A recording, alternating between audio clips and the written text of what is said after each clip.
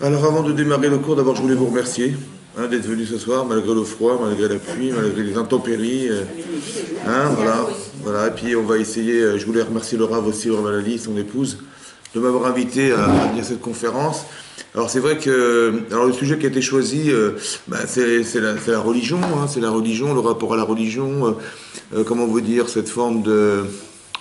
on va dire on va devoir se séparer, ou on va devoir avoir des conflits intérieurs dans les familles, dans les couples, sous prétexte de conflits d'idées, de religion, de, comment dire, de respect de l'autre, et d'accepter les autres, et ça crée des fractures.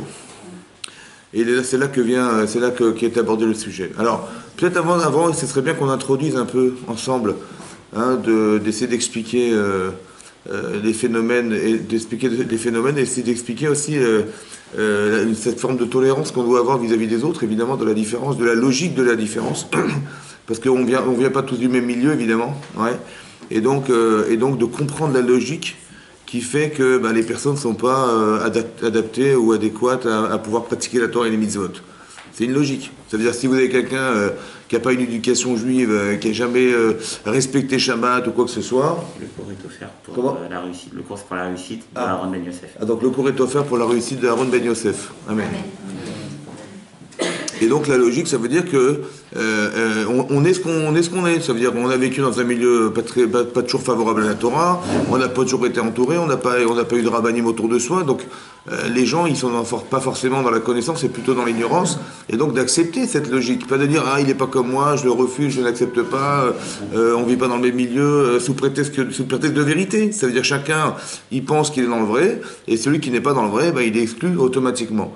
Ah ben non, il faut quand même rentrer dans la logique de l'autre, ça veut dire de la différence avec l'autre. Et pour ça qu'il faut on va essayer d'expliquer je vous donne plusieurs preuves dans la Torah où c'est le comportement à suivre et pas l'inverse. C'est-à-dire qu'on n'est pas dans le refus de l'autre, au contraire, ouais, on est plus dans l'empathie de l'autre. Ouais, de se dire le pauvre il n'a pas eu de chance ou elle n'a pas eu de chance, et c'est dans cet esprit qu'il faut vivre et qu'on doit comprendre, parce que c'est là que le lien va se créer. C'est pas dans l'inverse, c'est pas dans la différence et dans la haine et la jalousie, ou bien dans la dans l'exclusion qu'on va s'associer. D'abord, vous savez que vous avez de la chance. Vous avez de la chance parce que vous êtes juif et vous êtes juif, c'est une chance. Je sais pas si vous vous rendez compte un peu de... ça veut dire qu'on est environ 13 ou 15 millions de juifs sur la Terre, hein? Non? Combien on est? À peu près 13 millions, hein, sur combien de milliards? Hein? 7,5, 7. Allez. Ça veut dire que vous avez la chance d'être dans les 0,02% d'habitants sur la Terre. Vous avez de la chance quand même, hein. Vous êtes parti des 0,002% des habitants, 2 millièmes. Ça veut dire qu'il y a 2000 personnes, il y en a une, c'est les juifs. Voilà. Vous avez de la chance quand même. Bon. À part ça, c'est marqué dans la Haggadah de Pessah qu'on dit tous les ans. Vous savez, dans la Haggadah de Pessah qu'on dit tous les ans, que dans toutes les générations, la Haggadah de Pessah, elle a été écrite il y a quelques milliers d'années quand même. Bon, eux, ceux qui l'ont écrite, ils ont dit que dans toute génération, on veut nous détruire. Bon, c'est pas sympa. Bon. À part ça, parmi les juifs qui vivent, les fameux 13 millions, combien vous voyez croire qu'ils sont des gens qui sont croyants, religieux, ou qui respectent la Torah? Combien? Pas beaucoup. D'accord? Il y a une grosse partie de la population juive qui disparaît malheureusement, et ceux qui restent, on veut nous détruire dans toutes les générations. Donc logiquement, est-ce qu'on aurait dû être là ce soir? Hein? Il y avait une chance sur 0,002. Non, je vous parle, c'est pire que ça. Parce que ceux qui restent, les 0,002% qui restent, on veut les détruire. Il ne reste pas grand-chose. Et on est là ou pas? On a eu de la chance. Non? On a eu de la chance ou bien on nous protège? Je ne sais pas. Je vous laisse réfléchir. Bon. Dans la Torah, c'est marqué, c'est bizarre que dans la Torah c'est un livre de loi. C'est un livre d'enseignement. La Torah est un livre d'enseignement, c'est pas un livre d'histoire. Pourtant, bizarrement, on nous raconte la création du monde. Bizarre. Plutôt que de nous dire, vous savez, il faut faire des mitzvot, il faut s'engager dans la vie, il faut être des gens responsables. On aurait dû démarrer par les mitzvot. On démarre par la création du monde. Pourquoi la création du monde, c'est important? Parce qu'il y a des gens qui sont athées dans le monde. Des gens qui ne croient pas qu'il y a un créateur. C'est vrai, ça existe? Oui. Maintenant, quand on y réfléchit, on se dit comme ça. tout ce qui existe, tout ce que vous voyez autour de vous. Bon, on s'habitue, il y a le soleil, il y a la lune, les étoiles, les nuages, on s'habitue, il y a la vie, il y a des êtres humains sur la Terre, on s'habitue, des animaux, on s'habitue à voir, oui, non. Bon, ce qui est bizarre d'abord, comment ils sont venus là? J'ai jamais vu un poisson qui sortait de l'eau comme ça, j'ai jamais vu un singe qui sortait d'un arbre, ni de la terre, jamais vu. Des êtres humains qui sortent de la terre, jamais vu. Comment on est arrivé là? Bon. Ce qui est bizarre, encore plus bizarre, c'est tous les éléments qui sont créés, qui sont présents, pardon. Comment ils sont arrivés là? Ce qui est encore plus bizarre, c'est que les éléments qui sont présents, ils ont un lien entre eux. Ben oui, parce que quand vous plantez, je sais pas, une graine sur la terre, que ça pousse, il faut que ça pousse, il faut qu'on puisse mettre de l'eau, il faut qu'on puisse de l'oxygène, il faut que, etc., de l'énergie. D'où vient tout ça vient tout ça. Ça va? Et comment les liens, on fait des liens entre, s'il n'y avait pas d'oxygène, ça ne marchait pas. S'il y avait de la terre, si vous plantez ça dans du béton, ça ne marche pas dans du sable non plus, etc. Donc, vous avez compris qu'il y a des liens chimiques entre les éléments qui font que ça fonctionne. C'est-à-dire que les éléments présents, je ne sais pas comment ils sont arrivés là, et que maintenant qu'ils sont là, je ne sais pas comment on arrive à faire le lien entre les deux, entre tous les éléments présents.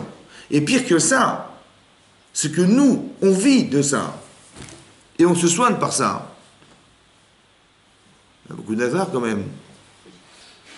Par hasard, ça existe. Je ne sais pas comment c'est arrivé. Par hasard, vous savez ce qu'on nous dit? On nous dit qu'il y a eu un Big Bang. C'est vrai, il y a eu un Big Bang.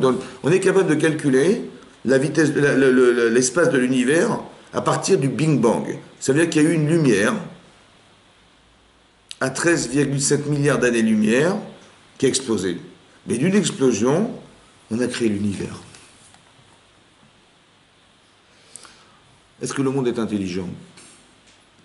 Est-ce que le monde dans lequel vivent les lois naturelles sont intelligentes? Non. Non. Intelligentes. Bon. Est-ce que la constitution de l'être humain, c'est intelligent? Ça a été réfléchi ou pas? Non?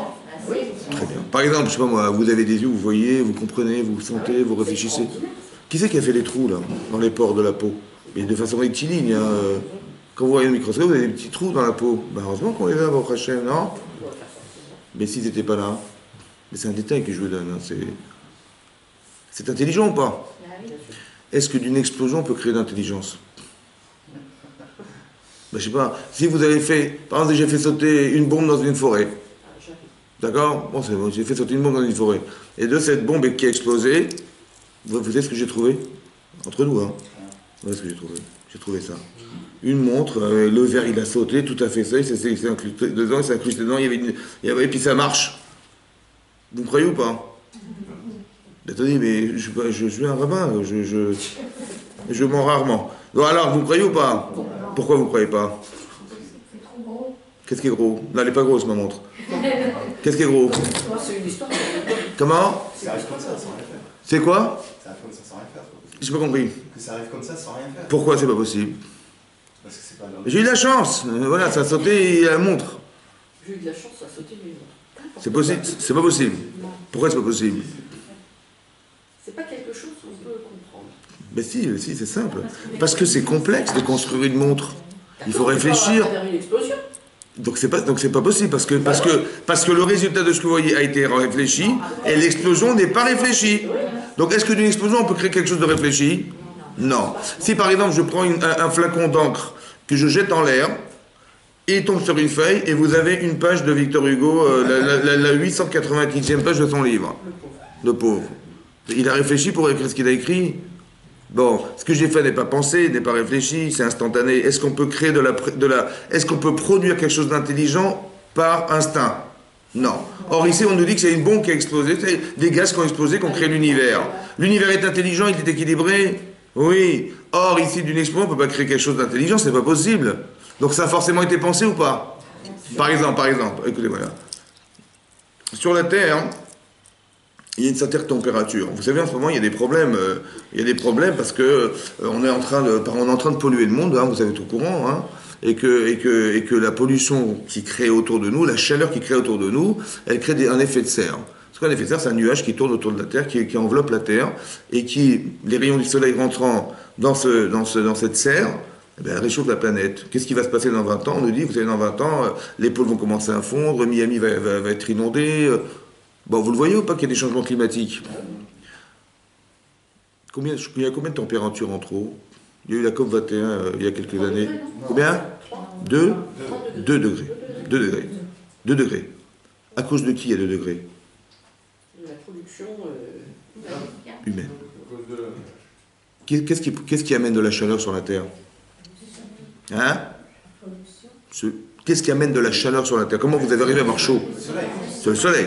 Il a combien de kilomètres de la Terre, le soleil? millions d'années. Combien? Non, clair, non, dites-moi clairement. 150 millions de kilomètres. 150 millions de kilomètres. Il fait combien de fois la Terre, le soleil? Combien de fois? C'est une boule de feu, le soleil. Combien de fois il fait la Terre? Mais il fait 110 fois la Terre. Il a 150 millions de kilomètres et il fait 110 fois la Terre.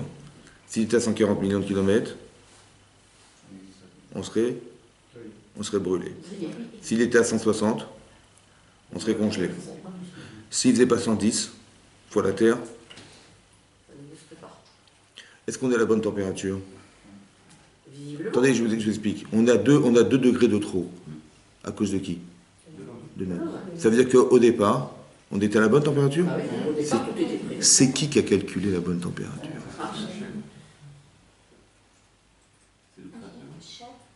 Je sais pas. Quand vous faites un steak, bon, vous n'êtes pas bête quand même, on n'est pas bête quand même. On va pas mettre le feu à fond, on va pas mettre trop bas non plus. On va réfléchir quelle température il faut quand on met des chalots dans un four, on calcule ou pas? Bah oui. Bon, manifestement, ça a été calculé ou pas? Bah certainement. Hacham, il n'a pas fait les choses. Je sais pas moi. Mais peut-être que c'est l'inverse. Comment? Peut-être que c'est l'inverse. C'est-à-dire Peut-être que ce qui s'est produit sur la Terre, ça a été en fonction de cette température qui était là. Mais comment? Attendez, le Et soleil... Je veux dire, pas nous, on est... Je vous explique une chose claire. Le soleil, c'est une étoile parmi des dizaines de milliards de milliards. Il y a 10 puissance 18 étoiles. Pas une étoile. Là, il y a une étoile. On a eu de la chance, je sais pas comment elle est arrivée là, la pauvre. Elle est à 150 millions de kilomètres. Mais pour qu'on ait la bonne température au degré près sur la Terre, parce que s'il fait trop chaud, on est mort, vous avez compris ou pas? S'il fait trop froid, on est trop chaud. C'est qui a calculé la distance et calculé la taille? Les gens disent, ouais, il y a eu une évolution, voilà, Hachem, on a évolué. Au début, on était des singes, et aujourd'hui, on est des guenons. Non, je rigole. Et aujourd'hui, on est des êtres humains. Mais j'ai compris, d'accord, l'évolution. Mais qui c'est qui a mis le soleil? Il n'y a pas d'évolution là, il a toujours été là, le soleil, il n'a pas bougé. Qui c'est qui l'a mis là? Pour que la vie soit possible.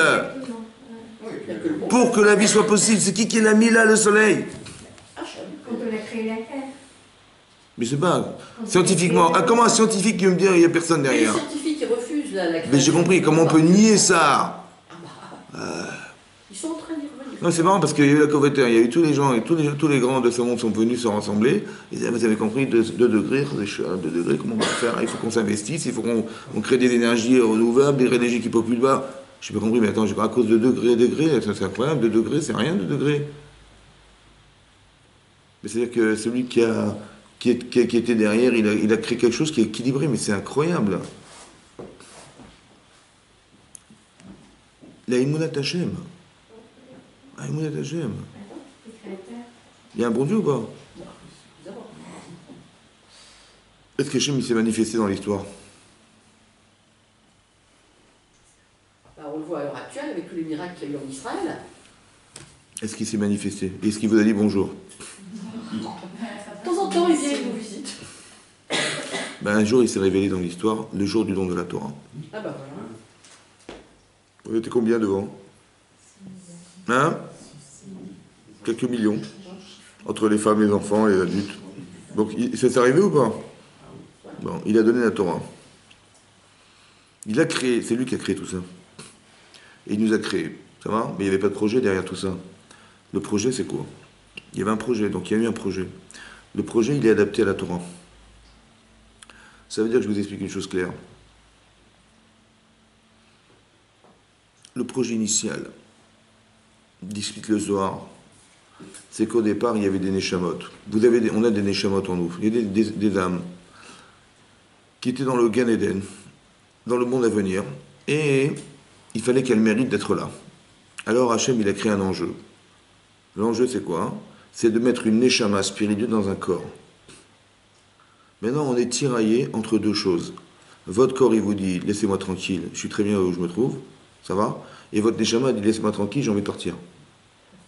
Le tiraillement que nous avons entre ces deux tendances, c'est tout l'enjeu de notre vie.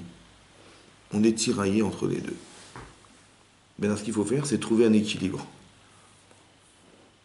personnel et qui rentre dans un projet divin. Ça veut dire qu'il y a un enjeu spécial qui est le nôtre. Nous, en tant que juifs, on a un projet spécial. On a été choisi par Hachem. Pourquoi on a été choisi? Parce qu'encore une fois, la chance que nous avons, qu'on a été choisi par Hachem. Je ne sais pas si vous vous rendez compte que dans son petit livre là-bas, il avait votre nom dedans. Ça veut dire qu'on fait partie d'un projet divin, nous. Nous, on fait partie d'un projet divin. Et avec tout ce que nous sommes, je crois qu'on n'a pas le droit de gâcher ce que nous sommes. Ça veut dire que la Emouna, elle doit nous porter à nous dire que notre vie, dorénavant, hein, elle doit se conjuguer et se calculer avec la volonté d'atteindre quelque chose, ouais, qui s'appelle atteindre ce qu'on Hachem nous demande dans la Torah. Parce que la Torah, c'est un petit peu, c'est pas seulement un livre de loi, c'est pas le code pénal, hein, c'est, comment vous dire, c'est l'essence de ce que nous sommes. Vous savez que la Gemara explique dans Nida que lorsqu'un embryon, il est dans le ventre de sa mère, il apprend toute la Torah, qu'il doit savoir. Et même scientifiquement, on s'est rendu compte, bizarrement, que nous, on utilise à peu près 10% de son cerveau. Mais de façon embryonnaire, le bébé, quand il est dans le ventre de sa mère, son cerveau, il fonctionne à 100% à une vitesse incroyable qu'on ne comprend pas. En fait, on sait pourquoi. À part ça, il faut savoir que dans le ventre de sa mère, la Gemara dit qu'un enfant, un embryon, il voit du début de la création du monde jusqu'à la fin des temps. Il est dans le ventre de sa mère, c'est un grand écran, vous avez vu, ouais, dans le ventre de sa mère, il voit tout, il conçoit tout. Il a toute la Torah, il conçoit tout. Il se nourrit par sa mère, il se respire par elle, et il a une vision globale de l'univers, et il a la Torah dans la tête. Voilà. Et quand il va naître, il va avoir la conscience du présent, le souvenir du passé, mais pas d'accès au futur. On ne lui dira jamais l'avenir. Il ne saura pas l'avenir. Pourquoi? Parce qu'il y a quelque chose à atteindre dans sa vie qui est une inconnue. On ne sait pas. Mais ça, hein, c'est l'objectif à atteindre. Ça veut dire qu'on est confondu entre deux choses. Entre la volonté d'exister, mais tiraillé entre mon corps et ma neshama. Comme si il y avait deux notions en moi, qui étaient une fois émotionnelles ou bien matérielles, qui se confrontaient en permanence. Et le vrai problème, il est tout le temps de ce sujet-là. Quand vous devez réfléchir dans votre avenir personnel, comment je vais faire, vous dites, oui, d'accord, c'est bien beau tout ça, mais comment je vais faire? En fait, c'est quoi qui me bloque? Si j'ai pas de corps, je m'envole, je fais ce que j'ai envie. Qu'est-ce qui freine la personne? C'est parce qu'on a un corps, ça freine. Vous avez compris? C'est mon corps qui n'a pas envie. C'est mon corps qui... Comme si j'avais besoin de coordonner ma pensée à mon corps pour faire que j'arrive à avoir des volontés qui soient conjuguées. Et lorsque ce n'est pas fait, eh ben, j'ai des problèmes. C'est-à-dire que je n'arrive pas à m'organiser. Par exemple, dans un exemple simple. On a une mise à de se marier. C'est bon, on a une mise à de se marier. Alors qu'est-ce que font les gens? Je dis, ben voilà, je suis en âge de marier, j'ai ce qu'il faut, j'ai la volonté de le faire, et donc je veux me marier. Et puis on se rend compte que les gens, ils ont des problèmes de couple. Ouais, que les gens ne s'entendent pas, qu'ils en arrivent malheureusement à des divorces. Ouais, il y a beaucoup de divorces, malheureusement. Ouais, et comment ça s'explique? Le problème, quand on parle de forme de tolérance, on parle de religion. La Torah, c'est pas une religion. La Torah, c'est la logique. Quand Hachem nous a donné la Torah, il a dit vous êtes des religieux. Non, il a dit vous allez être des êtres humains logiques, en coordination avec ce que je suis, avec ce que vous êtes. Parce que c'est moi qui vous ai créé. Le but, c'est ça, de comprendre cette notion-là. Et quand vous allez étudier la Torah dorénavant, vous allez réfléchir avec tous les aspects psychologiques, avec la plus grande intelligence que vous pouvez mettre dedans, c'est ça qui va coordonner votre réflexion. Dans l'exemple du couple, est-ce qu'une femme ressent ce qu'un homme ressent? Est-ce qu'une femme est un homme? Est-ce qu'elle a les mêmes besoins qu'un homme? Elle a les mêmes sentiments qu'un homme? Est-ce qu'elle a même la corpulence d'un homme? Non, elle n'a rien. Rien ne lui ressemble. Et est-ce qu'un homme ressemble à une femme? Non plus. Non? Non. Donc, qu'est-ce qui va se passer? Quand on ne se ressemble pas, qu'est-ce qui se passe? Mais ça va être forcément contre soi. Parce qu'on n'a pas les mêmes besoins, on n'a pas les mêmes... Un homme, il ne va pas avoir envie d'avoir un solitaire dans son doigt, ça n'existe pas, vous comprenez? Les petits bijoux, des machins, ça ne l'intéresse pas. Il dit, mais homme, il faut investir pour ta femme. Je dis, bon, combien? Dis-moi combien. Il n'a pas envie. Donc c'est pas adapté, vous comprenez? C'est contre soi. Évidemment que c'est contre soi. Alors il dit, bon, oui, mais c'est comme ça, c'est le mariage, il faut bien qu'on se marie, qu'est-ce qu'on va faire? C'est vrai ou pas? Mais c'est contre soi ou pas? C'était marqué dans la Torah.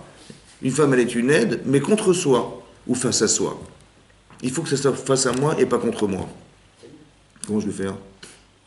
Parce que de toute façon, c'est contre moi. Ben oui, contre moi en tant que femme ou contre moi en tant qu'homme. On n'a jamais les mêmes intérêts, elle a envie de faire ça, j'ai envie de faire autre chose, elle veut mettre plus d'argent, j'ai pas envie d'en mettre l'argent, j'ai envie d'en mettre ailleurs. De nature, elle est sensible à des choses que moi, ça ne m'intéresse pas. Alors, comment je fais alors? Mais il va y avoir des conflits, évidemment. Et souvent, on ne se comprend pas. Pas parce qu'on est bête, non. C'est parce que même les mots qui vont être utilisés n'ont pas la même connotation chez l'un et chez l'autre.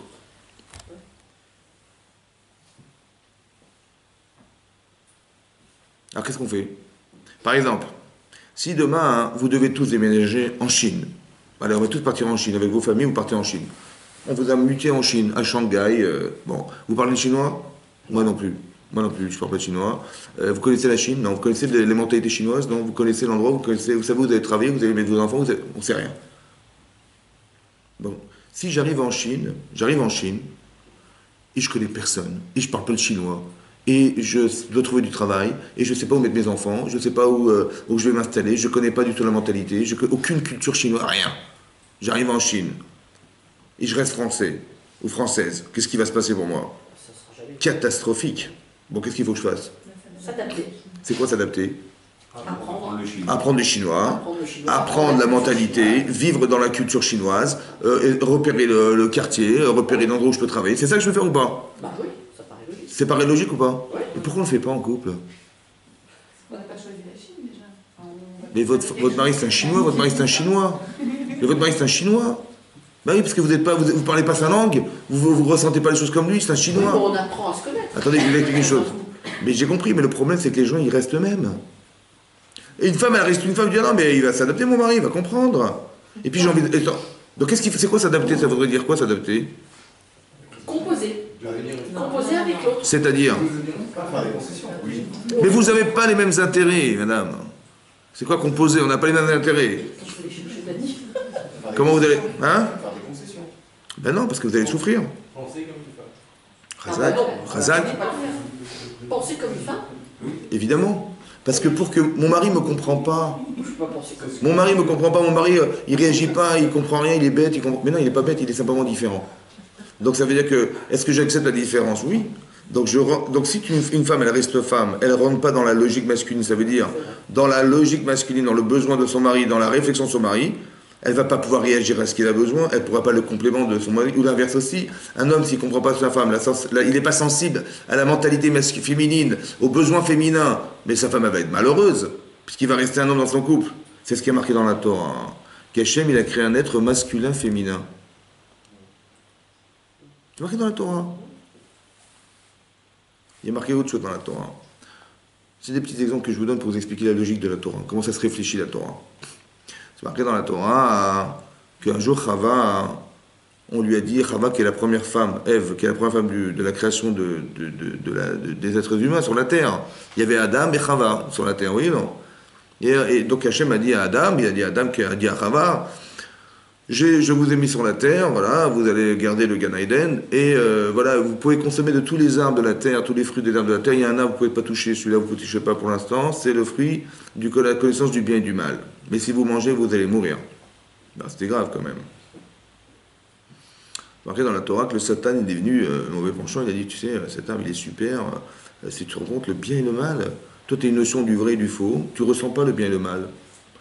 Mais si tu arrives à ça, tu vas être comme Hachem, tu te rends compte, tu vas créer des mondes, tu vas un pouvoir incroyable et tout.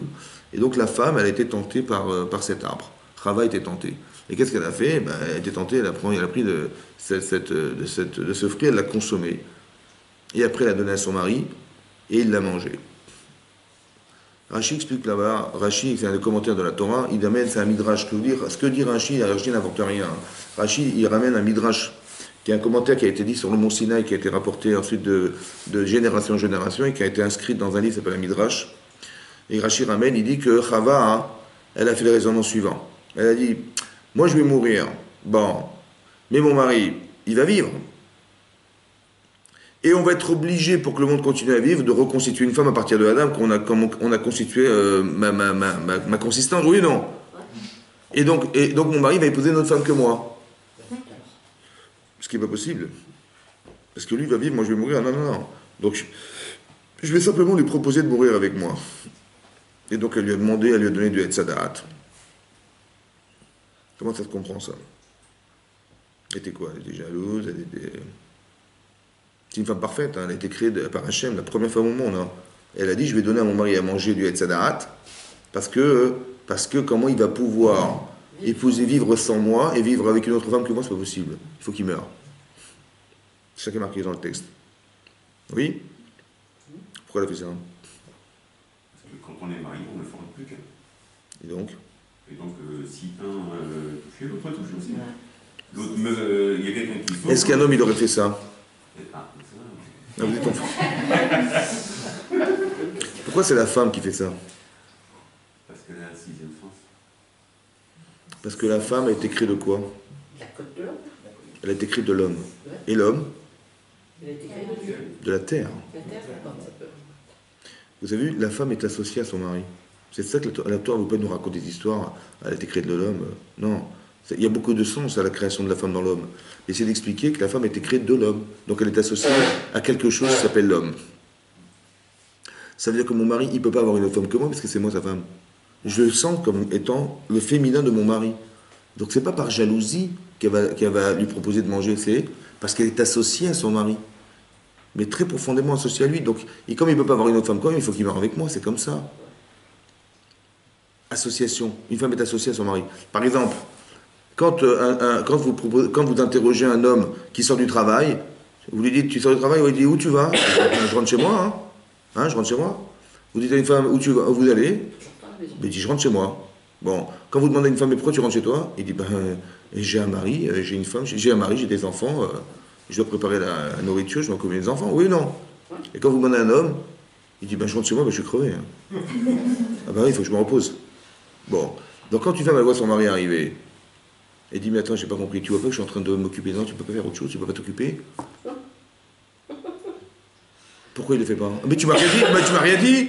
Tu m'as demandé, tu m'as pas demandé. Mais tu m'aurais demandé, j'aurais fait avec plaisir, mais tu m'as rien demandé. Pourquoi il n'arrive pas à s'occuper? Pourquoi il n'arrive pas? Vous savez pourquoi? Parce qu'il n'est pas créé d'une association, il est créé de quelque chose d'indépendant.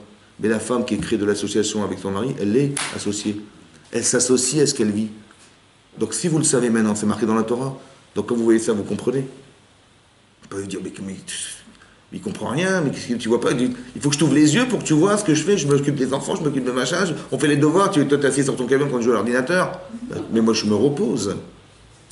Comme c'est que moi j'étais pas fatigué, vous comprenez? Ça nous énerve, on s'agace. Vous savez pourquoi on s'agace? Parce qu'on n'a pas compris la nature. C'est ça que la Torah révèle, la nature humaine. Quand une femme accouche, la Torah dit que quand une femme, après que Chava ait fauté, ouais, elle a subi trois choses. Elle doit s'occuper, elle aura des difficultés à s'occuper des enfants. Ouais, c'est marqué. C'est marqué qu'elle aura des grossesses compliquées. Et c'est marqué qu'elle accouchera dans la douleur. C'est ça qui est marqué dans la Torah.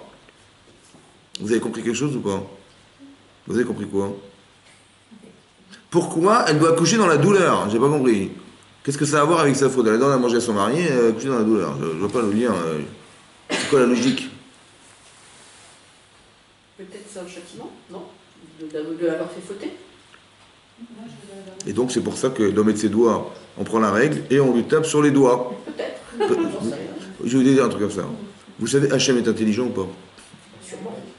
Est-ce que c'est intelligent de croire, franchement, qu'Hachem, c'est un petit professeur d'école du CP, il dit, écoutez les enfants, c'est celui qui ne respecte pas ce que je dis, attention, ça va faire mal. Je pense que c'est l'inverse.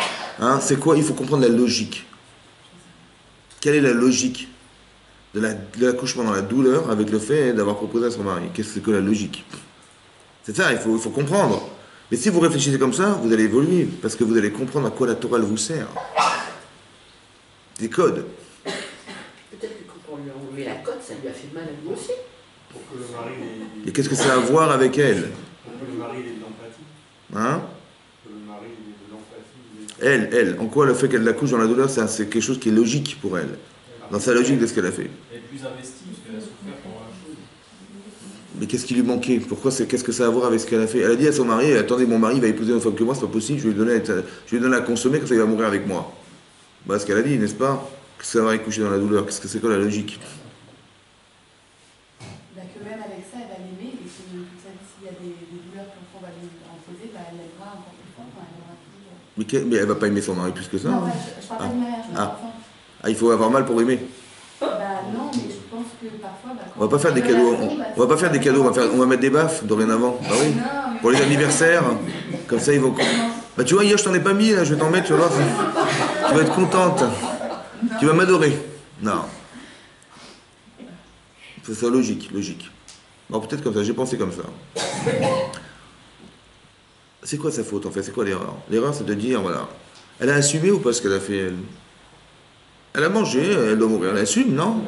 Non, elle a dit non, il faut qu'il meure avec moi. Alors il dit comme ça, c'est vrai que de nature elle n'a pas envie de mourir seule et d'imaginer que son mari, qui est son mari, il va lui vivre et moi je vais disparaître, c'est pas possible, vous comprenez? Mais d'un autre côté ça veut dire comme ça, écoutez-moi bien.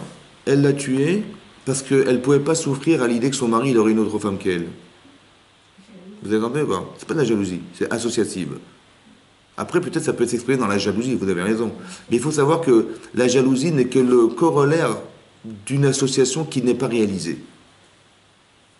Ou d'une injustice.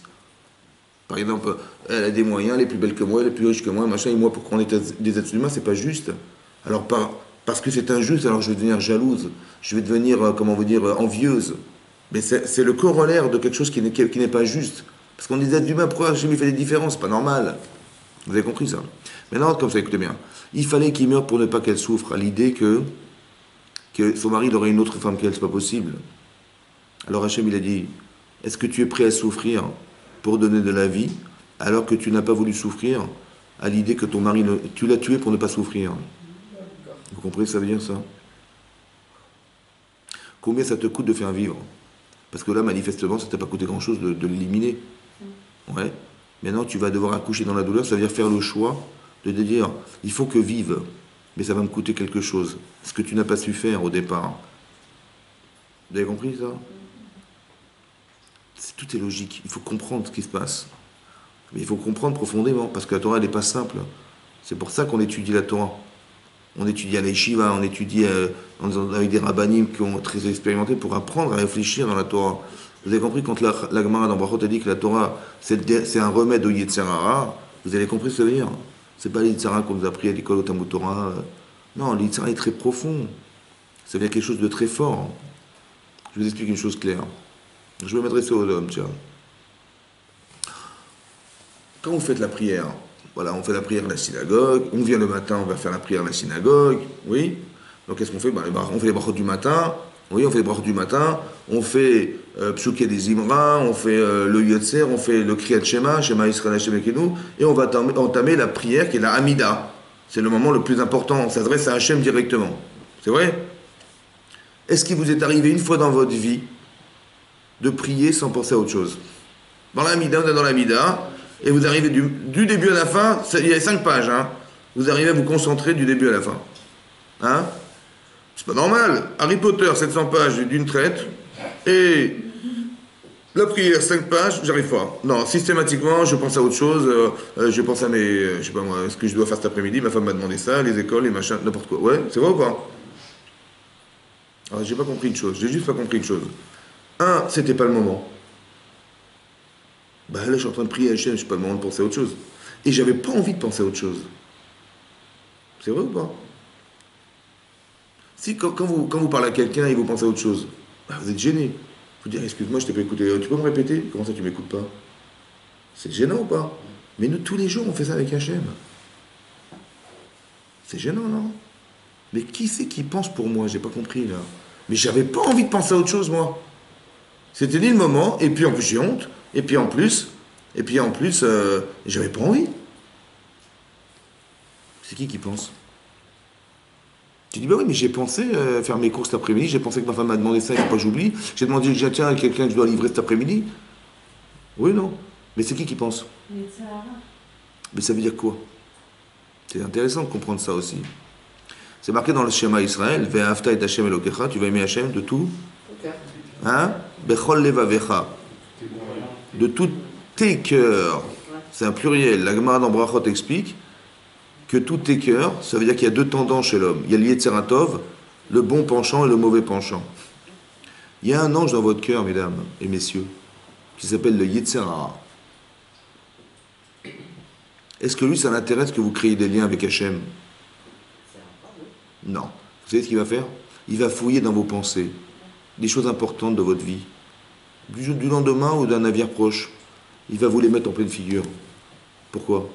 Parce que c'est important pour vous, oui ou non? Mais c'est pas vous qui vous pensez, c'est lui qui vous propose de penser. Pourquoi faire? Il fait ça. Parce que si vous créez le lien avec Hachem, mais il est foutu, lui. Donc il veut pas que ça se passe. Donc il va vous s'acharner pour vous empêcher. Vous avez compris ça? Vous avez compris ça? Il va s'acharner. Ça veut dire que, qu'est-ce que ça veut dire pour moi? Ça veut dire que des fois, c'est pas moi qui pense. C'est un truc de fou. Hein. Comment on fait pour le chasser? Un fusil.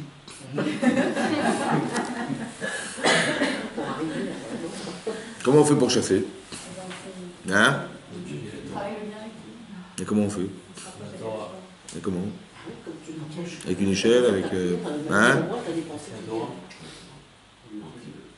Vous avez compris ça? C'est unique. Hein.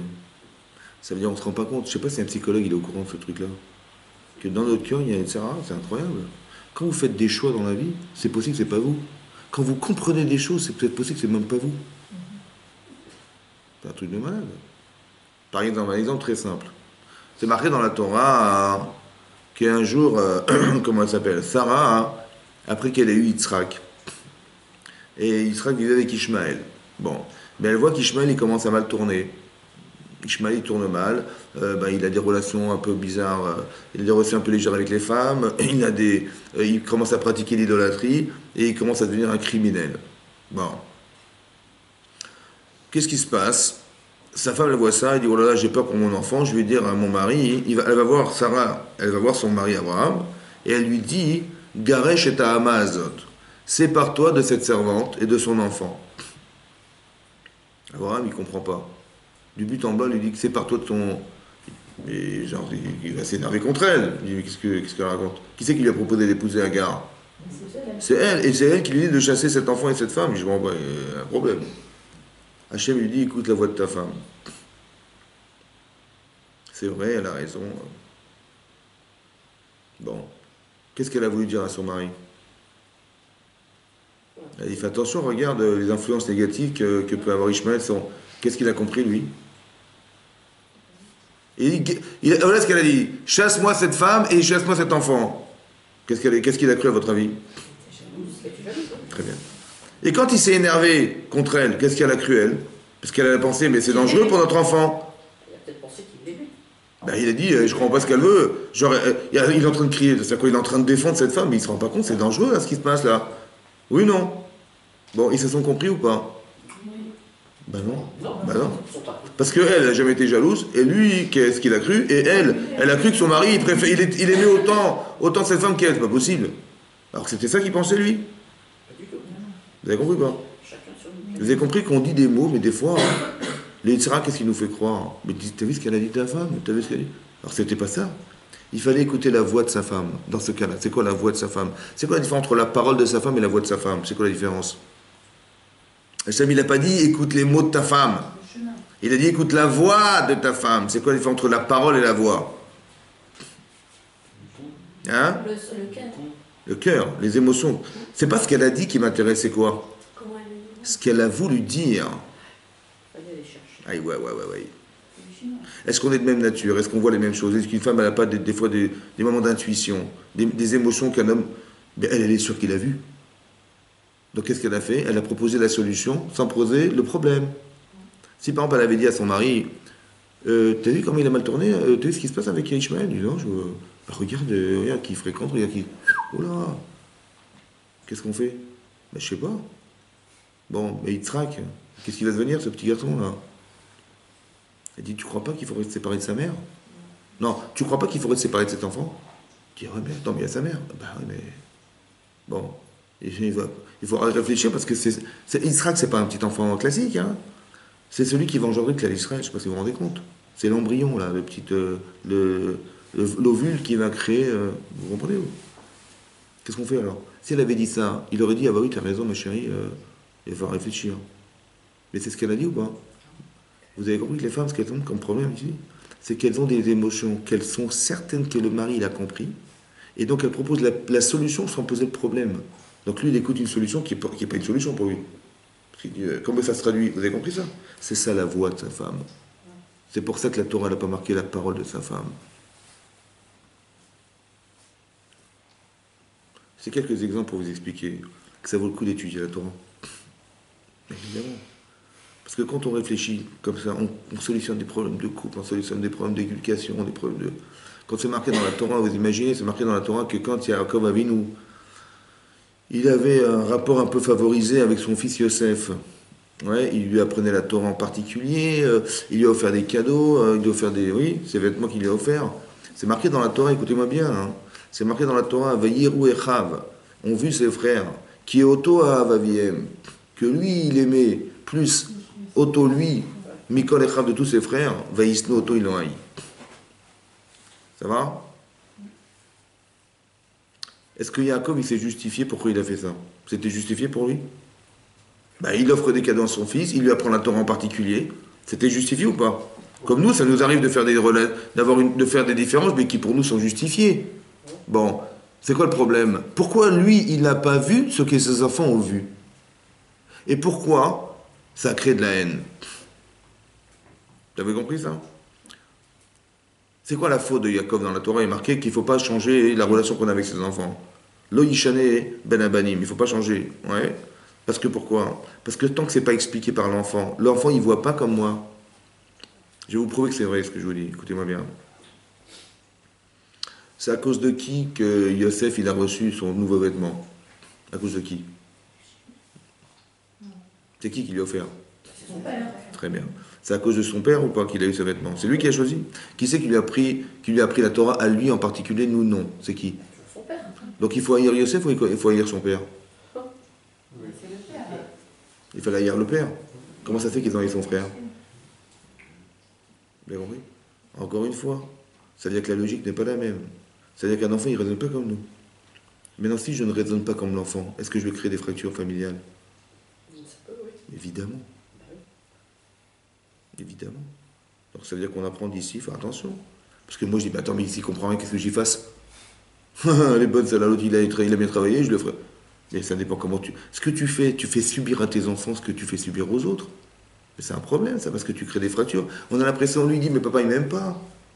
Vous comprenez ce qui est marqué là? Mais voilà, ça peut aller très loin. Si vous voulez même rentrer un peu plus profondément là-dedans, une chose que je n'avais pas compris, pourquoi dans un terrain de haine, les frères, ils voient ça, ils traduisent ça comme une haine? C'est bizarre, non? Après, ils ne sont pas dit, on a un frère extraordinaire, il apprend la Torah, mon père, il apprend la Torah, machin. Pourquoi cette différence, elle ne crée pas de la fierté plutôt que de la haine?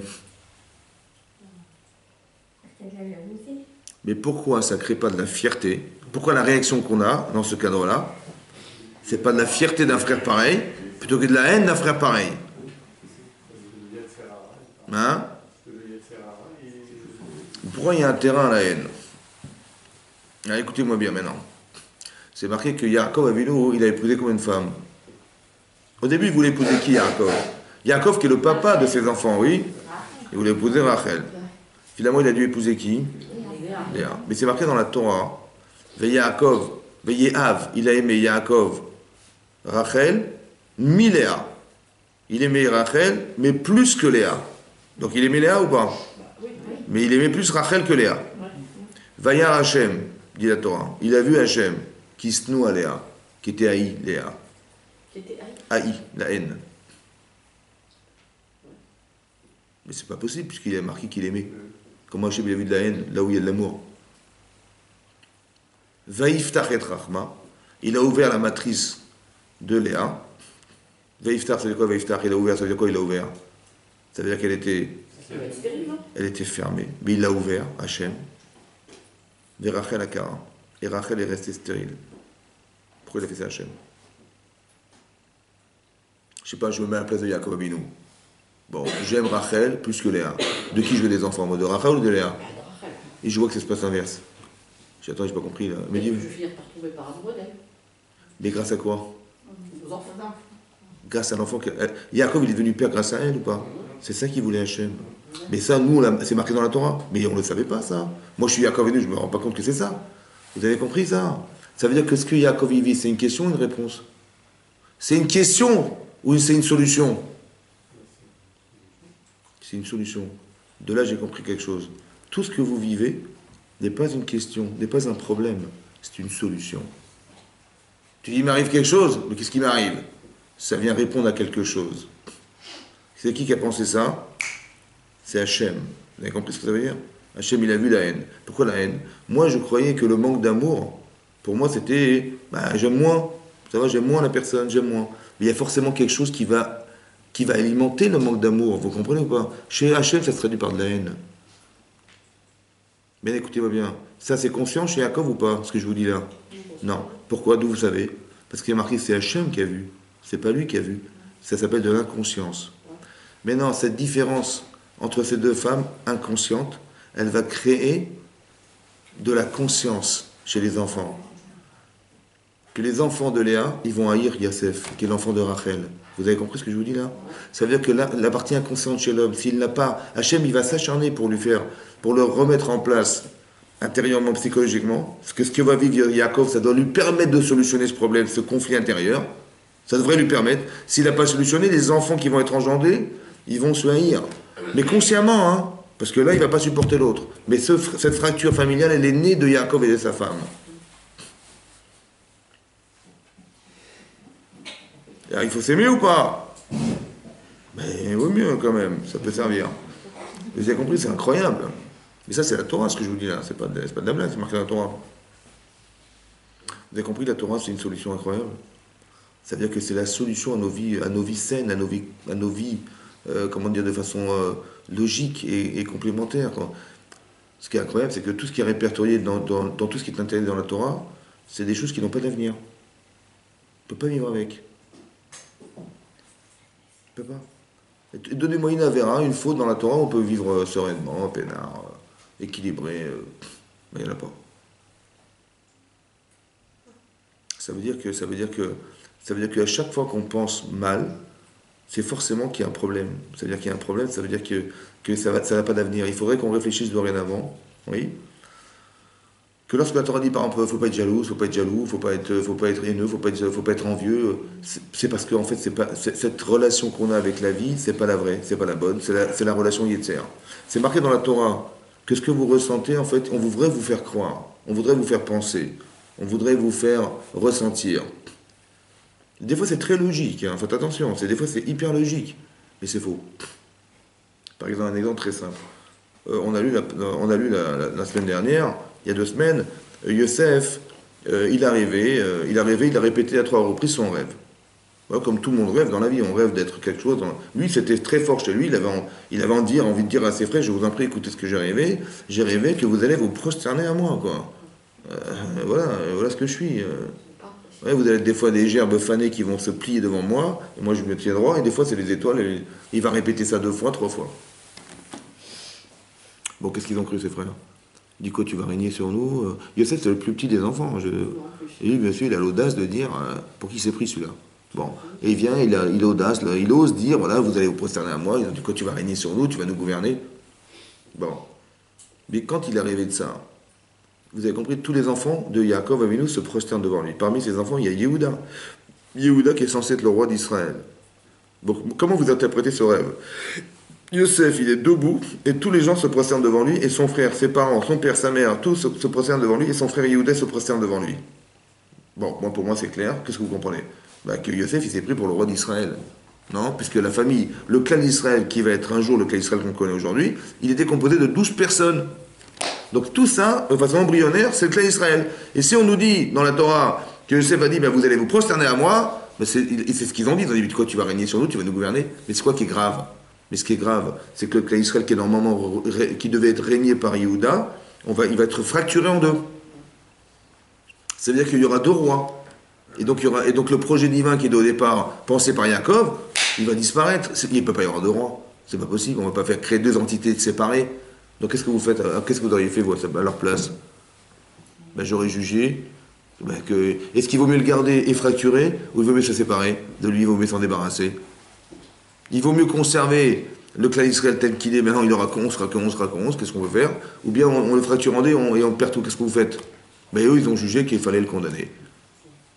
Bon, finalement, ils l'ont condamné, donc ils l'ont carrément chassé de la famille, ils l'ont vendu esclave, et ils l'ont vendu à des Ishmaélim, esclaves. Voilà ce qu'ils ont fait, les frères de Yosef. Bon, bien entendu, qu'est-ce qu'on allait faire? Il fallait dire à notre père, qu'est-ce qu'on allait dire? Donc ils ont pris sa tunique, ils l'ont aspergé de sang, et ils sont venus et dit, papa, je t'en prie, reconnais la tunique de ton fils. Il a vu son vêtement déchiqueté, et il a porté le deuil de son fils, jusqu'à ce qu'on découvre Yosef 22 ans plus tard. Il a pleuré tous les jours. Bon. Quand il y a eu la famine en Égypte, quand il y a eu la famine, dans le monde entier, on a lu la semaine dernière que tous les gens venaient acheter la nourriture en Égypte. C'était qui le roi d'Égypte? C'était Yosef. Mais bon, pour arriver à être roi d'Égypte, Yosef, il a dû passer vendu esclave par ses propres frères. Je ne sais pas si vous vous rendez compte. Il a été kidnappé par ses frères, qui étaient vendus esclaves, chassés de la famille, par ses propres frères, qui voulaient, ils lui ont dit, on va te tuer. Bon, il s'en sort, il va chez Potiphar, le ministre des bouchers de Paro. Il était là-bas esclave. Et sa femme, madame, elle vient, elle essaie de le séduire. Et ça fait 1 an qu'elle se change, elle se maquille, elle s'arrange 3 fois par jour pour le séduire. Et lui, il va craquer, il s'abandonne, et il peut pas, il se sauve. Et elle se retrouve avec son vêtement, elle ne sait pas quoi faire avec. Elle dit, il est là, machin. Et il va raconter à mon mari ce que j'ai fait, c'est pas possible. Et donc elle va demander conseil à sa copine. Elle va dire, mais écoute, dis qu'il a essayé d'abuser de toi. Il dit, mais il ne veut pas me croire. Il dit, alors vous aussi dites à vos maris qu'il a essayé de vous séduire. Et donc quand il est arrivé, son mari, elle dit, il a essayé de m'abuser de moi, et toutes les femmes, tous les maris sont venus, mais nous aussi nos femmes, elles nous ont dit la même chose. Donc qu'est-ce qu'il a dit? Il a dit, il faut le condamner, cet homme. Donc il l'a envoyé en prison.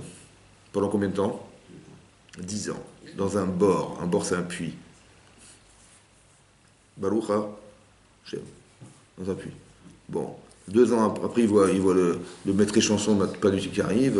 Il a dit, écoute, il interprète les rêves, il a Shamaïm. Et l'autre, il sort et il l'oublie carrément 2 ans supplémentaires. Ça fait 12 ans de prison. Et après, il va se retrouver vice-roi. C'est des grandes souffrances, c'est effroyable ce qu'il a vécu.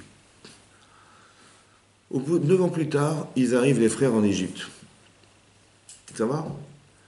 Qu'est-ce que fait Yosef? Il leur dit, vous êtes des espions. Vous êtes des espions et vous êtes pas obligés d'entrer par des portes différentes, n'est-ce pas que c'était pour espionner? Il dit, mais pas du tout, vous ne pouvez pas espionner la terre, l'Égypte, mais vous attendez, on passe pas par des portes différentes. Quand on revient entre frères, on va passer par des portes différentes, ne faites pas de l'histoire. Ils ont dit, oui, mais bon, il dit, mais qui vous êtes, d'où vous venez, quelle est votre famille? Il dit, voilà, on a un père vieux, malade, mon frère il a disparu, il lui reste un enfant. Il dit, ah bon? Il dit, mais vous êtes des menteurs, vous êtes des méraglim, des explorateurs, des espions. Et il a dit, écoutez, je ne vous crois pas. Il a gardé Shimon en prison. Il dit, écoutez, achetez ce que vous voulez, vous repartez en Israël. Je garde Shimon en otage, repartez, mais je ne veux plus vous voir. Ça va? Et si vous revenez, vous me revenez avec Binyamin, parce que sinon je ne vous croirai pas, vous êtes des menteurs. Parce que soi-disant, vous avez un frère, soi-disant un autre frère. Ouais. Si vous m'avez dit la vérité, je le verrai. Si vous avez menti, je le saurai. Bon, il retourne en Israël là-bas. Son père me dit, qu'est-ce que vous avez été raconté, que vous aviez un autre frère, mais qu'est-ce qui vous arrive, vous êtes fou. Mais il ne me reste plus que cet enfant. J'ai perdu sa femme, sa maman elle est morte, j'ai perdu son fils, et maintenant je vais perdre encore celui-là en chemin, encore. Vous avez compris ce qui se passe, c'est très, très dur. Yehuda il se porte garant. Il dit, écoute, papa, écoute, c'est pas possible, on va pas mourir de faim. Écoute, je vais prendre Binyamin avec moi, de toute façon on n'a pas le choix. Et si je le ramène pas, ce Binyamin là, et que j'aurais fauté toute ma vie pour toi, ça veut dire qu'il aura fauté dans ce monde-ci, et dans le monde à venir, il perd son Ababa. Voilà ce qu'il lui dit. Donc il s'est porté garant. Et j'ai dit, je perds mon monde futur si je ne le ramène pas. Donc bon, c'est une assurance. Il dit, ok, j'accepte. Et donc il part. Qu'est-ce qu'il fait, Binyamin? Il arrive là-bas, il est content, il dit, ah, vous m'avez dit la vérité, Chazak. Donc il les invite à manger avec eux. Il dit, vous pouvez acheter ce que vous voulez, vous pouvez repartir. Et il repart, il met la coupe. La coupe, c'était sa coupe avec laquelle il faisait de la sorcellerie, soi-disant, avec. Et il l'a mis dans la sacoche de Binyamin. On découvre qu'elle était dans sa sacoche. Il dit, ah, vous m'avez déçu, et tout. Il dit, attendez, il dit, bon, écoutez, on va être des avadim, des esclaves, mais laissez-le partir. Il dit, non, je ne vais pas le tracer shalom. C'est lui qui a fauté, je le garde. Et là, Yehuda intervient. Et il fait sa plaidoirie. Et il dit, écoutez, vous m'avez demandé si on avait un frère, on vous l'a amené, vous avez qu'on était honnête, mais sachez que je me suis porté garant toute ma vie sur cet enfant. Comment je vais retourner seul, sans lui, retourner voir mon père et le voir dans une déchéance morale où il risque de mourir? Ça, je ne pourrais pas, excusez-moi, je ne peux pas. Donc laissez-le tranquille. Moi, qui me suis porté garant, je serai votre esclave, laissez-le partir. Parce que comment je vais faire pour supporter la douleur de mon père? Et comment sachez une chose, que mon père est fragile, et que si je ne ramène pas cet enfant, son âme est attachée à son âme. Ça veut dire que si vous gardez cet enfant, vous tuez mon père. Clairement, c'est ça. Ça va? Donc vous êtes en gros un criminel. C'est ça qu'il lui dit. Oui, non? Qu'est-ce que fait Yosef? Yosef, il dit, c'est moi, Yosef. Mon père est vivant. C'est moi, Yosef. Quand ils voient ça, qu'est-ce qu'ils pensent? Ils ont vu roi d'Égypte. Qu'est-ce qu'on a cru, nous? Roi d'Israël. Oh, on a fait... Oh, la gaffe. Voilà. On a fait une gaffe, hein. Bon, on n'a fait pas seulement une gaffe. C'est que nous, on a cru roi d'Israël, donc on l'a vendu esclave. Il a dû subir tout ce qu'il a subi, Yosef, séparé de sa famille. Mon père, il a porté un deuil qu'il n'aurait jamais dû porter. Il a pleuré toute sa vie, cet enfant qui n'aurait jamais dû partir. Vous comprenez ou pas? T'as vu la gaffe ou pas? Mais nous, c'était logique que ça pouvait être d'autres. Des fois, c'est logique. Seulement, c'est quoi le problème? Hein? Et comment tu vas savoir? Alors, tu sais quoi? Quand tu sais pas, tu sais pas. Tu dis, mais c'est logique. J'ai compris, mais tu sais pas. Et peut-être c'est pas ça. Et il vaut mieux s'abstenir. Parce que ce que tu penses, c'est peut-être pas forcément toi qui penses. Tu as compris ça? Des fois, c'est pas toi. On voudrait te faire croire pour casser ta famille. C'est un truc de malade. On voudrait te faire croire des choses. Tu dis, bah, c'est logique. Mais je dis, mais je sais pas. Je sais pas, je sais pas. Vous imaginez ce que ça veut dire, ça? Il faut se remettre en question tout le temps. Non, il faut dire, quand je sais, je sais. Quand je ne sais pas, c'est Yetzirah. Ça peut être Yetzirah. Pourquoi c'est comme ça? Vous allez vous rendre compte dans la vie que quand il n'y a pas de Yetzirah, il n'y a pas d'enjeu. Et quand il y en a, et quand il y en a beaucoup, et quand il est très fort, c'est que vous êtes proche de quelque chose de vrai. À l'inverse de ce qu'on croit. On dit, mais moi j'ai beaucoup de Yetzirah, donc je suis rachat.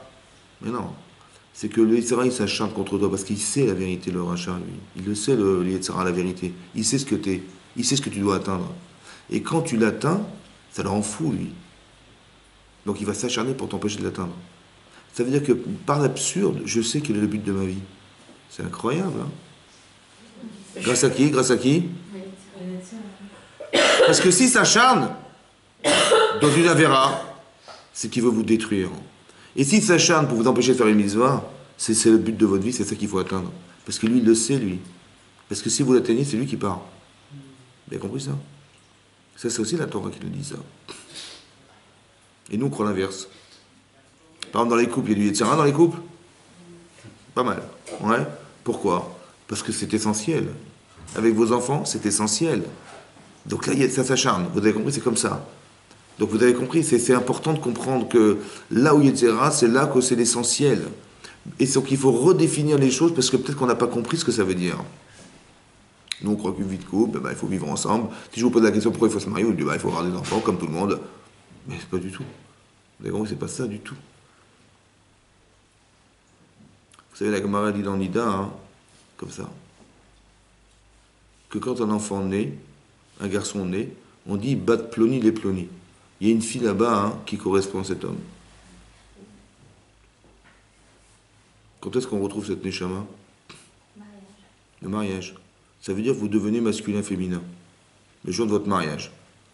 Mais pourquoi vous avez choisi cet homme? Il y en a plein des hommes, il y a des millions. Pourquoi c'est lui? Vous dites, ah c'est sûr que c'est lui, c'est lui. Pourquoi c'est lui? Parce que cet homme, vous l'avez en vous. Et lui, cette femme, il l'a en elle. Cette potentialité de femme, elle est en lui. Ce que vous êtes en vérité. Est-ce que vous ressentez comme étant votre mari? Potentiel, c'est lui. Parce qu'il est potentiel. Quand est-ce que ça devient vous? Quand est-ce que vous êtes devenu masculine, féminine? Quand est-ce qu'on va s'aimer sincèrement? Quand on va apprendre, on va commencer à apprendre à devenir l'autre. Vous avez compris ce que je veux dire? Et plus le Yetzirah il veut nous séparer, et plus il faut comprendre que c'est l'inverse qu'il faut faire. Quand je vous dis de vous adapter à l'autre, de comprendre l'autre, de sentir l'autre, de réagir pour l'autre, c'est fondamental. Parce que c'est ça le but. Le Yetzirah il va s'acharner pour nous empêcher d'atteindre ce niveau-là. Et c'est la Torah qui m'a dit ça. C'est pas de la religion ce que je vous dis là. La pudeur d'une femme, c'est pas de la religion. comment vous dire, pourquoi? Vous m'avez dit la femme était créée de l'homme, mais de l'intérieur, pourquoi de l'intérieur? Pourquoi une femme, elle sent, elle a une sensibilité, elle a une intuition féminine? Vous dites, mais d'où tu sais? Je dis, je sais pas, je le sens. Mais d'où tu sais? Mais une femme, elle a une intuition féminine. Pourquoi une femme a moins de mitzvot qu'un homme? Parce qu'elle n'a pas besoin de faire plus qu'un homme. Elle est déjà quelque chose. Le but de la mitzvah, c'est de devenir, mais elle est déjà. Elle a moins besoin. Elle sent les choses. Une femme, elle a une émouna plus forte qu'un homme, naturellement. Et nous, il faut le travailler. Il faut la prière, il faut la mitzvah, il faut s'acharner. Mais une femme, c'est déjà acquis. Ouais. Ezer Kenegdo, une femme, elle peut aider son mari dans ce sens. Elle est une aide pour son mari. Parce qu'elle sent des choses. Ouais. Que lui, il ne voit pas forcément. Il faut qu'elle aide son mari à ça. Elle sent des choses. Oui. Et l'inverse aussi, un homme, il est capable, par sa rationalité, de maîtriser les émotions de sa femme. Par exemple, dans l'exemple de Chava, dans l'exemple que je vous ai donné, Chava, c'est marqué bizarrement dans la Torah que Chava, elle a vu l'arbre de la connaissance du bien et du mal qui était bon, qui était agréable, Nechmad, et Ta'ava, qui était plaisant. C'est marrant, ce ne sont que des connotations émotionnelles. Mais une femme est émotionnelle, donc elle est attirée par l'émotionnel. Et elle a fauté à cause de son émotionnel. C'est marqué dans la Torah, c'est comme ça. Que quand Hachem s'est adressé à l'homme, il a dit à l'homme, il a dit la femme, Aïcha, il est marqué Shamarta Bekol Ishtecha, tu as écouté la voix de ta femme. Tu as écouté la voix de ta femme, il a dit à Hachem, à Adam et Rishon. Et tu as mangé du Etzadarat, de le fruit de la connaissance que je t'avais ordonné de ne pas consommer, alors la terre sera maudite à cause de toi, et donc tu mangeras à la sueur de ton front. Voilà ce qui est marqué dans la Torah. J'ai juste pas compris quelque chose. C'est marqué parce que tu as écouté la voix de ta femme et que tu as mangé du fruit de la connaissance du bien et du mal que je t'avais ordonné de pas manger, alors la terre sera maudite. Qu'est-ce que ça va avec sa femme? J'ai pas compris. La faute, elle est d'avoir écouté sa femme ou la faute d'avoir mangé? Ce que je t'avais interdit de manger. C'est quoi la faute? C'est d'avoir mangé ce que je t'avais interdit de manger ou d'avoir écouté la voix de ta femme? Ben, il fallait bien manger, il a écouté la voix de sa femme, ok, mais bon, il aurait dû dire à sa femme, non, j'assume, je ne veux pas manger. Non, il a écouté la voix de sa femme, et il l'a mangé. Mais la faute, elle est où la faute? Hein? Dans le manger. Pourquoi Hachem il a dit parce que tu as écouté la voix de ta femme?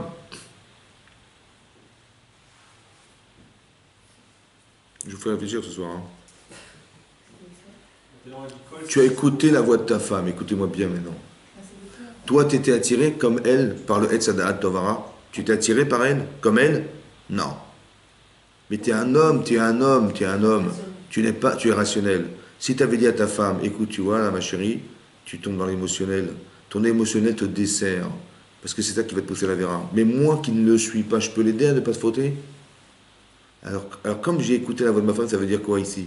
Comme elle a réussi à me convaincre émotionnellement qu'elle avait raison, et c'est ça qui m'a piégé. C'est pour ça que j'ai mangé. Hachem l'a dit, tu n'aurais pas dû l'écouter. À la différence, vous avez compris que des fois l'émotion ça sert, il faut ça dessert. Faire attention à ça. Des fois c'est Yetzeratov et des fois c'est Yetzerara. Et là c'était Yetzerara. Et toi qui n'étais pas dans cette démarche-là, tu es un homme, tu aurais dû aider ta femme à ne pas tomber là-dedans, parce que tu n'es pas émotionnel. Et toi qui ne l'es pas, tu peux dire à ta femme, mais là tu vas trop loin. Ton émotion t'emporte et tu vas faire une bêtise. Tu n'auras pas dû tomber sous l'influence de ce qu'elle t'a dit. Tu as écouté la voix de ta femme, pas la parole de ta femme. Elle t'a convaincu émotionnellement, c'est pas bon. Donc ton rôle à toi, c'est de cadrer ce genre de choses. Des fois ça sert et des fois ça dessert. Des fois un homme il est rationnel, il ne voit pas ce qu'une femme ressent. Donc elle va l'aider à ressentir. Et des fois c'est l'inverse. C'est qu'elle voit des choses qui la poussent à faire. Et l'homme il le voit que c'est grave. Et il va lui dire, écoute ma chérie, arrête-toi, tu vas trop loin. Vous avez compris? C'est ça un couple. Et c'est la Torah qui nous dit ça. Vous avez compris? C'est pas... La Torah nous dit ça. Ça veut dire qu'il faut apprendre à étudier pour comprendre ces choses-là. Très important. Donc quand on voit dans un couple, par exemple, vous voyez qu'il y a des différences religieuses. Ben, c'est vrai que ça pose problème, parce qu'elle dit à son mari ou à sa femme, sois plus tolérante, je suis désolé, c'est quoi cette religion, vous n'êtes pas tolérant, vous n'acceptez pas ce que nous sommes. C'est comme ça que ça se passe, oui. Surtout des gens, par exemple, des gens qui ont fait teshuva. Oui, des gens qui ont fait teshuva sincèrement, ils ont beaucoup de mal à gérer cette teshuva. Ça veut dire qu'ils sont tellement vrais que tout ce qui n'est pas vrai les rend fous. Ça veut dire ils ne supportent pas. Et ça peut créer des problèmes conflictuels entre mari et femme, et aussi surtout dans la famille. Des jeunes hommes, des jeunes filles qui ont fait teshuva, Les parents ils disent mais ils nous ont kidnappé nos enfants, quoi. C'est quoi cette tribu de fous là qui nous ont. Ça pose problème. Comment ça se gère? Intelligemment. Alors moi je te conseille aux gens comme ça, je leur dis comme ça. Tes parents ne sont pas comme toi. Ta femme n'est pas comme toi. Ton mari n'est pas comme toi. Il n'est pas comme toi.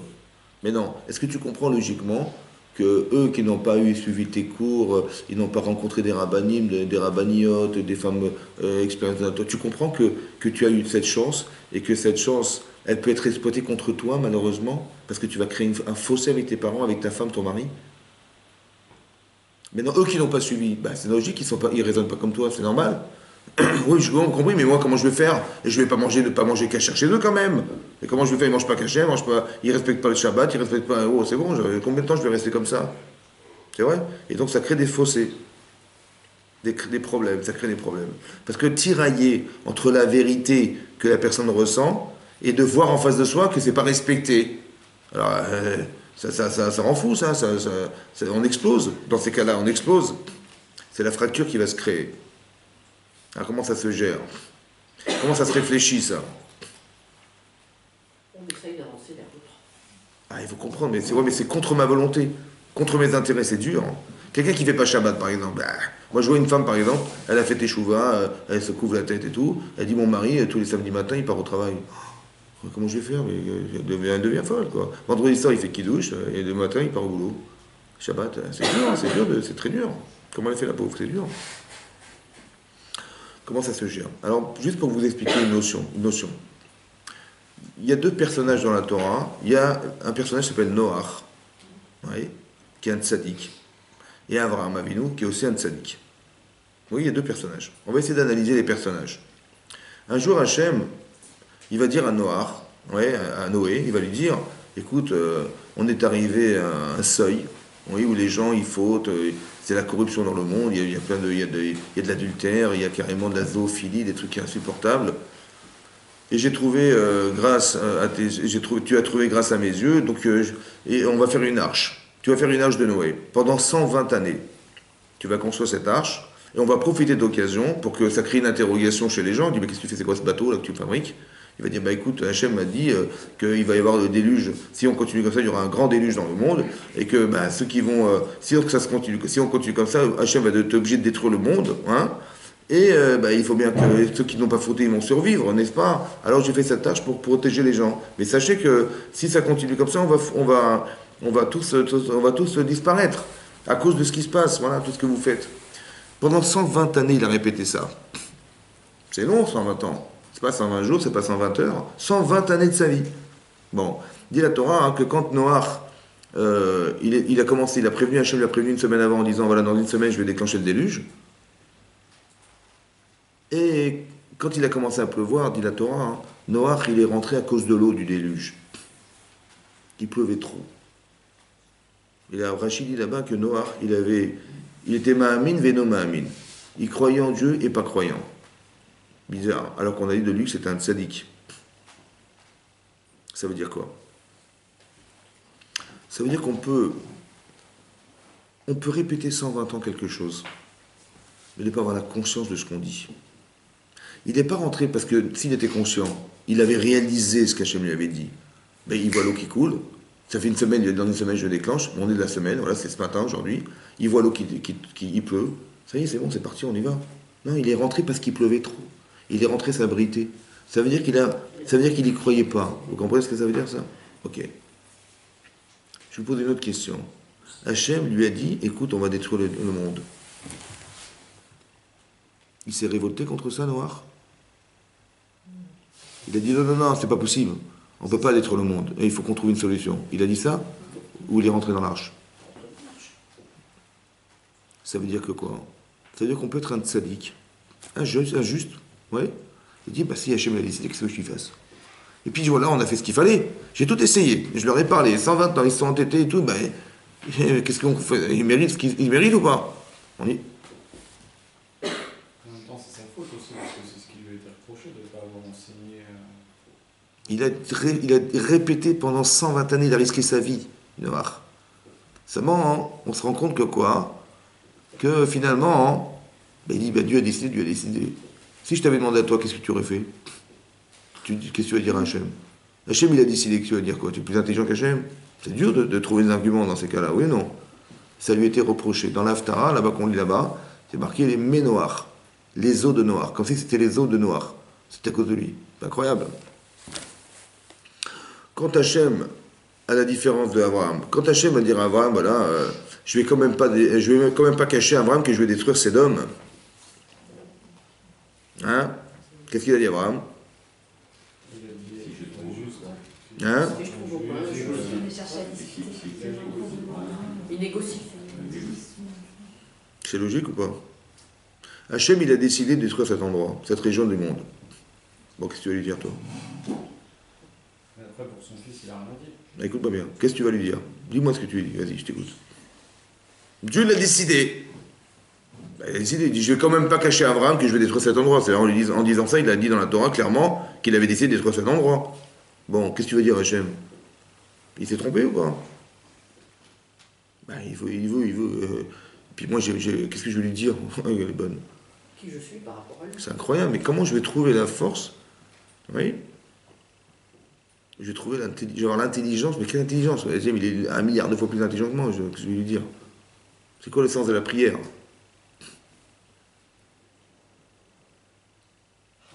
Qu'est-ce qu'il a dit à Abraham? Il a dit, Khalila lecha, malheur à toi, que tu vas mélanger le tzaddik et le rachat. Que si Dieu laisse tromper, quoi. Hein? Toi, Shofet Kolares, toi, le juge de la terre, que tu vas détruire le tzaddik et le rachat, etc. Peut-être il y a 50 tzaddikim, peut-être il y en a 40, puis il y en a 30, puis il y en a 20, puis il y en a 10. S'arrête à 10. Pourquoi il s'arrête à 10? Parce que Rachid dit là-bas que dans l'arche de Noé, ils étaient 8. Et ça n'a pas empêché le monde de se détruire. 8 plus Hachem, ça fait 9. Il a dit, moins que 10, ça ne marche pas. Donc je m'arrête à 10. Qu'est-ce qu'il voulait Abraham? C'est quoi la prière d'Abraham? Vous avez vu la différence entre Abraham et Noach? Abraham, il va s'investir, pourquoi? Mais ce sont des Chataïm Lachem Meod. C'était des grands fauteurs. Qu'est-ce que tu veux faire avec ces gens-là? Vous savez ce qu'ils faisaient à Sodome? L'hospitalité était interdite, hein, vous savez. Mais quand ils invitaient des gens, il dit, combien tu mesures? 1m80? Bon, on va te donner un lit de 2 mètres. On va t'écarteler, comme ça tu vas bien rentrer dans le lit. On va te donner un lit de 1m60. On va te couper les jambes. Comme ça tu vas bien rentrer dans le lit. C'est quelle cruauté, quelle méchanceté. Vous avez envie de prier pour eux, vous? Hein? C'est quoi la logique de la prière ici? Ça veut dire quoi sauver ces gens-là? Hein? Pas d'intérêt à les sauver. C'est ça, hein? Vraiment des rachats. Voilà. Et il a prié ou pas pour eux? Quand même. Là, que ça veut dire? Il y a peut-être un espoir. C'est-à-dire? Peut-être inverser La mer rouge? On les fait réfléchir. L'histoire du Yetzer Hara et du Yetzer Tov, on peut peut-être arriver à inverser. Ce que les gens font dans la vie, c'est ce qu'ils pensent. Est-ce que je juge ce qu'ils font ou je juge ce qu'ils sont? Est-ce que je juge, tiens, il a fait ça, ça rachat. Ou je juge que quoi? Que ce qu'il a fait, c'est ce qu'il a pensé. Mais ce qu'il a pensé est faux, parce qu'il agit faux. Donc il vaut mieux que je dise ce qu'il a fait de faux ou je corrige ce qu'il a fait de faux. Est-ce que je corrige, je juge ce qu'il a fait ou je corrige son cerveau? Hein? Ben oui, c'est ça que ça veut dire. C'est des gens qui pensent bien ou qui pensent mal. Sous prétexte de vérité, on va imposer la religion. Donc celui qui n'est pas d'accord, on le tue, on lui coupe la tête. Du terrorisme, la terreur. On impose par la violence. Est-ce que les gens vont dire, ah, il nous a tués, ah ouais, ben il a raison. Et évidemment, il coupe des têtes, évidemment qu'il a raison. Ou alors ça va nous dégoûter, ça va refuser. Il y a un problème de logique dans leur cerveau ou pas? Hein? Donc qu'est-ce qu'il faut faire? Il faut les tuer, ou il faut essayer, si on peut, de changer la façon de penser. Vous savez ce que dit la Gemara dans Sanhedrin? Que Sédom, la ville dont on parle, c'était une ville, un endroit, une région du monde très très riche. Il y avait de l'or, de l'argent, du pétrole, c'était très riche. Qu'est-ce qu'ils ont dit, ces gens qui vivaient cette région du monde? Ils ont dit, bah, attendez, les gens vont venir chez nous, ils vont voir ces richesses, ils vont tout exploiter, ça va pas ou quoi? On va fermer les frontières. On est arrivé à une forme de capitalisme maximal qui était qu'on ne peut pas entretenir les pauvres. Les riches vivent, les pauvres meurent. Qu'est-ce qu'ils faisaient, messieurs? Ils étaient arrivés tellement loin dans ce raisonnement-là que les gens qui tendaient la main, ils venaient, ils donnaient 1 centime. tiens, prends un centime. Et ils mettaient leur prénom dessus et leur nom sur la pièce. Le type avait quelques centimes, qu'est-ce qu'il allait faire? Ben, il allait mourir. Et quand il était mort, il venait récupérer les pièces. Comme ça, la Gemara dit. La cruauté, dans l'égoïsme profond. Bon. Dites-moi, vous avez des enfants? Vous gagnez ou vous perdez d'en avoir? Vous gagnez ou vous perdez d'en avoir? Hein? Tous les jours, ça coûte combien tous les jours? Ça coûte du fric. Ouais, ça coûte des cheveux, ça coûte des nerfs, ça coûte des angoisses, ça coûte ou pas? Ça coûte de l'argent, ça coûte de l'argent. Essayez de calculer le jour de leur naissance jusqu'à leur mariage, combien ça vous a coûté? Combien vous vous êtes privé de vacances, combien vous êtes privé de cadeaux, de faire de vous kiffer la vie, là, à cause des enfants, machin. Ça vous coûte ou pas? Bon, ben, qu'est-ce qu'on gagne alors? Tellement de bonnes choses. Ce que vous gagnez, c'est spirituel. Mais vous perdez. On vient tous d'Afrique du Nord. D'Afrique du Nord. Perd du fric. Ouais. Non. Ben, c'est ça le problème, c'est qu'on perd de l'argent tous les jours, on perd du temps, on perd de la patience. Mais qu'est-ce qu'on gagne? La satisfaction, le bonheur de voir l'évolution, non? Exactement. D'en faire des hommes, des femmes. Donc on perd de l'argent, mais on gagne spirituel. Tellement Et eux, qu'est-ce qu'ils ont pensé? L'inverse. Vous avez compris? Je peux leur expliquer ça, ce que je vous dis, je peux leur expliquer? Eh bien, laisse-moi le temps de leur expliquer. Peut-être que si on n'est que 10, ça suffira. C'est ça qu'il a dit à Abraham Avinu. Ça veut dire qu'on ne tue pas les gens. On transforme les gens. Il suffit de changer les mentalités, de trouver une logique qui soit conceptualisable chez l'homme. Tu as plus à gagner de partager, regarde avec tes enfants, tu les laisses pas mourir quand même. Mais par empathie, par plaisir de voir évoluer, tu partages ce que tu as pour que ça évolue. Tu le comprends avec tes enfants? Mais c'est pareil. La cellule familiale te permet simplement d'avoir des repères. Ne dis pas que tu peux pas. Avec tes enfants, tu y arrives. Vous avez compris ce que je veux dire? C'est ça que ça veut dire. Ça veut dire qu'on est capable, évidemment, à l'extrême limite de soi, on est capable. Combien est prêt à donner à ses enfants? Tout. Ah, parce que c'est ton voisin, parce que c'est un étranger. Ah, mais c'est pas mon fils, j'ai compris, mais tu vois bien que tu es capable d'y arriver. Pourquoi tu t'inspirerais pas de ce que tu sais faire avec ta femme et tes enfants pour le faire avec les autres? T'inspirer, au moins t'inspirer, ne trouve pas de prétexte. T'inspirer de ça. Et tu vois bien que là, ça crée du bonheur, mais ça peut créer que du bonheur de partager sa vie. Et tous les gens qui ont fait l'inverse, ce système-là, vous avez par exemple l'Irak, c'était la deuxième puissance pétrolière du monde, hein. Je ne sais pas si vous vous rendez compte, des milliards. Bon, est-ce qu'on aurait pu faire de ce pays un des fleurons du Proche-Orient? On aurait créé des universités, des écoles, de recherche, des machins. On aurait pu ou pas? Qu'est-ce qui reste de l'Irak? Mais pourquoi? Parce que les gens pensaient qu'il fallait tout garder pour soi. Quelques hommes, des dictateurs qui ont dit non, non, on sert. Et les gens se révoltent, on les tue. Et t'as pas compris que quand tu prives les gens, tu vas créer des révolutions, c'est naturel. Et quand tu partages, tu crées que le plaisir d'exister. C'est un problème de logique. Les gens se plaignent aujourd'hui en France parce qu'il y a une injustice, c'est vrai. Il y a des gens qui gagnent des milliards, qui pourraient redistribuer de l'argent, et on voit des scandales et tout. Mais le pouvoir d'achat, ça permet de faire tourner l'économie, évidemment que c'est comme ça. Tu crois que tu perds, mais tu gagnes. Et qu'est-ce qu'ils font? Non, on veut 1300 €, 1200 €. Mais qu'est-ce qu'ils veulent faire avec 1200 € aujourd'hui? Avec ton loyer, tes machins, vous avez compris? Et ben, les gens, il a fallu 40 ans d'exploitation pour que les gens commencent à se réveiller. Mais c'est pas possible, vous comprenez, c'est pas possible. Il faut qu'on redistribue les richesses pour permettre aux gens de s'équilibrer. C'est dans le partage que tu gagnes, c'est pas en pensant à toi que tu gagnes. C'est la logique d'Abraham Avinu, ça. Vous avez compris? La différence entre Noach et Abraham, c'est que dans l'Avodat Hashem, il faut savoir que des fois, il arrive des choses dans la vie qui sont faites pour de la provocation à se refuser de vivre, c'est ça. Quand Abraham, on lui dit oh, « je vais détruire cet endroit », c'est impossible. Laisse-moi me permettre, vous avez compris? L'invitation que fait Hachem à Abraham, c'est de lui dire « moi, je ne peux pas, mais toi, tu peux ». De quelle manière? Je vous explique un principe de base. Il y a une logique divine et une logique humaine. Quand vous priez Hachem, il faut l'enfermer dans votre logique à vous. Je vous explique. Khalila lecha, malheur à toi de faire ça. Dans le cadre d'Abraham, Avinu, il faut comprendre. Dans le cadre d'Abraham, Abraham, il fait des balais de chouva. Il ramène les gens à la Torah. Il dit, tu sais ce qui va se passer? C'est que tu vas détruire cet endroit du monde. Mais bon, peut-être que parmi mes élèves, il y a des gens qui ont de la famille assez d'hommes. Peut-être, ouais. Et que peut-être qu'il a fait tchouva parce que son oncle là-bas, pour lui, c'est une référence. Sa tante, c'est une référence. Son cousin, c'est une référence. Il dit voilà, ça, c'est un tzaddik. Bon, Hachem, il n'a pas jugé comme ça. Il va détruire. Ça veut dire qu'il va détruire le tzaddik et le rachat aux yeux de l'homme. Il dit mais Khalila de faire un truc pareil. Pourquoi? Parce que les gens que je côtoie, ils vont dire mais à quoi ça sert de devenir tzaddikim? C'est pour mourir comme un rachat. Voilà mon cousin, mon oncle, il est mort à Sédom. Khalila de faire ça. C'est-à-dire qu'est-ce que je fais en fait? Je dis à Hachem, qu'est-ce que tu vas faire? Toi, pour toi, c'est légitime, c'est juste, à ton niveau.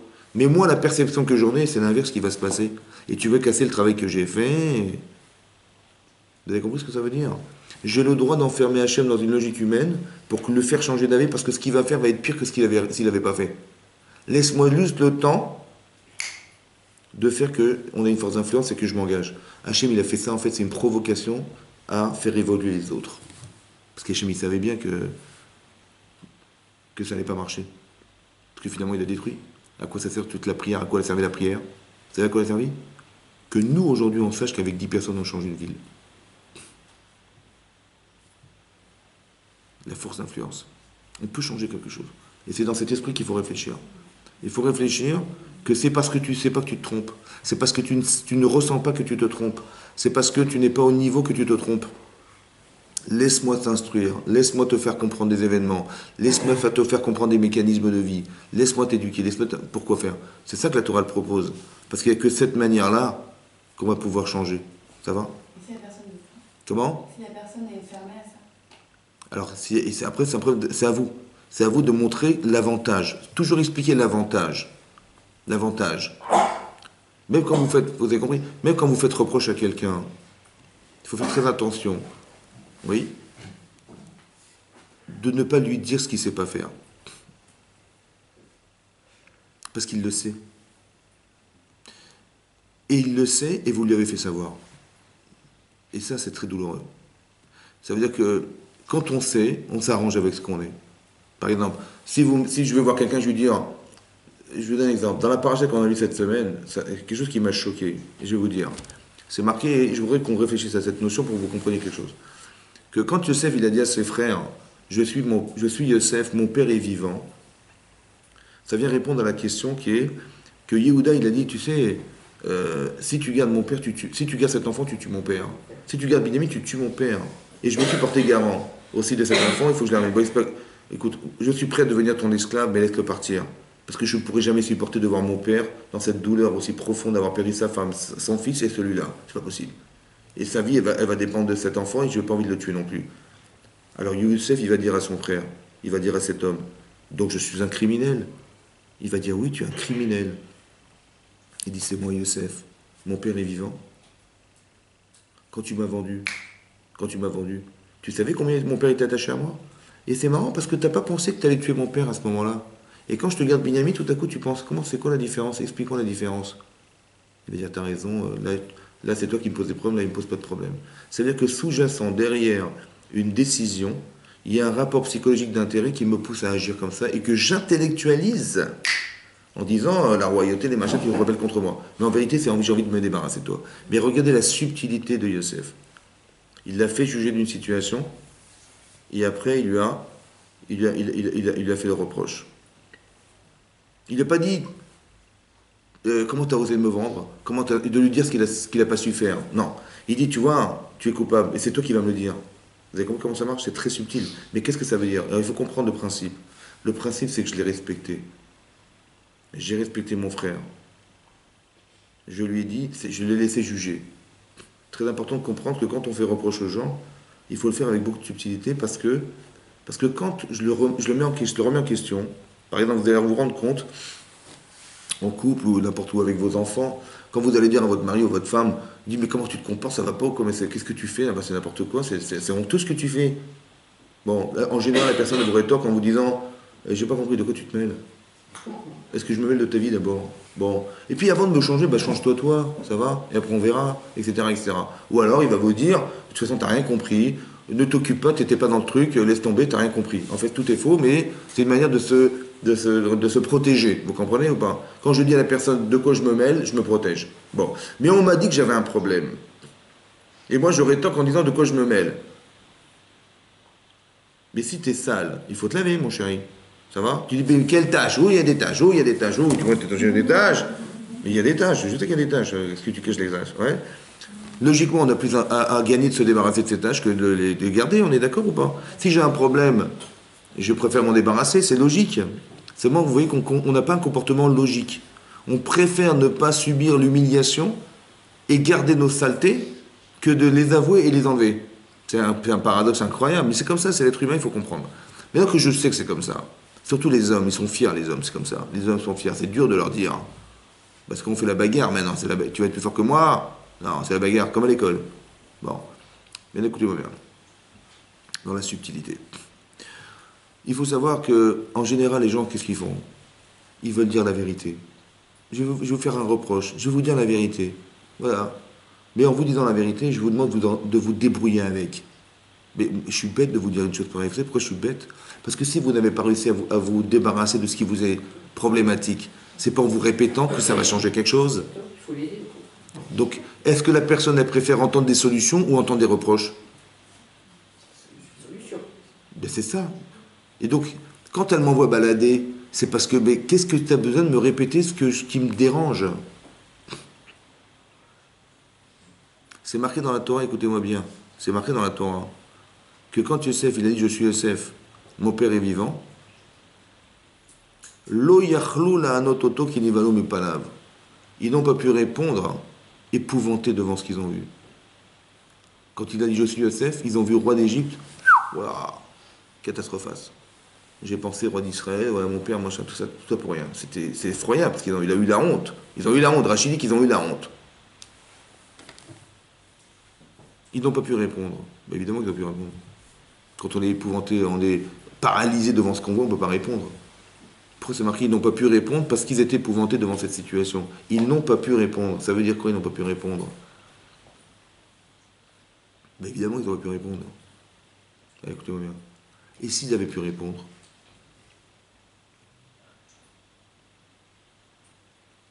Yosef, il aurait fait une avéra. Parce que quand je dis à quelque chose à quelqu'un, je lui dis, mais si j'avais pas fait, Yosef il avait fait autrement, en disant, bon, ils sont arrivés en Égypte, il dit, bon, il aurait dit à ses douaniers, quand les gens qui vont s'appeler un tel fils de Yaakov, vous me les amenez. Bon, ils sont tous là, maintenant les frangins, ils sont tous là. Je dis, bon, ça va? Vous me reconnaissez ou pas? Je dis, non, c'est moi Yosef, hein, les abrutis qui m'ont vendu, là, hein? Et mon père, il a porté le deuil pour rien.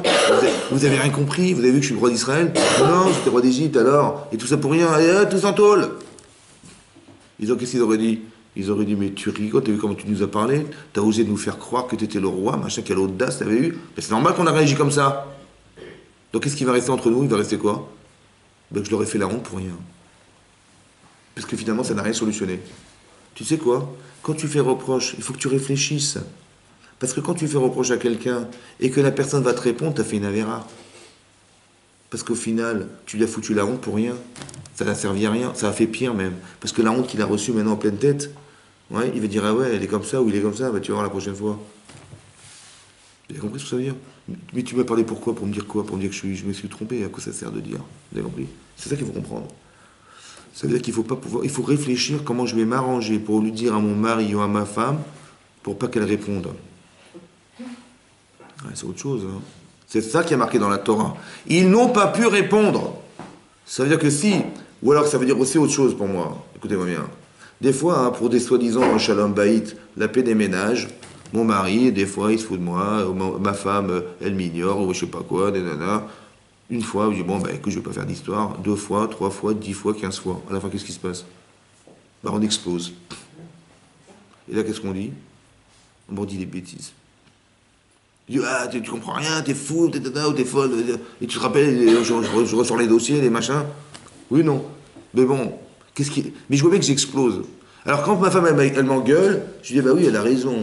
Ben non, elle n'a pas raison. Vous avez compris? Ou quand mon mari, il m'engueule, je ne vais pas accepter non plus. Parce que c'est vexant d'être engueulé, on n'est pas des enfants. Quand quelqu'un crie, en fait, il dit, bah ça va, je suis pas sourd. Hein, mais en fait, c'est de l'humiliation. Vous comprenez qu'on est humilié quand on est grondé par des gens, quand on est adulte? Donc c'est pas la solution.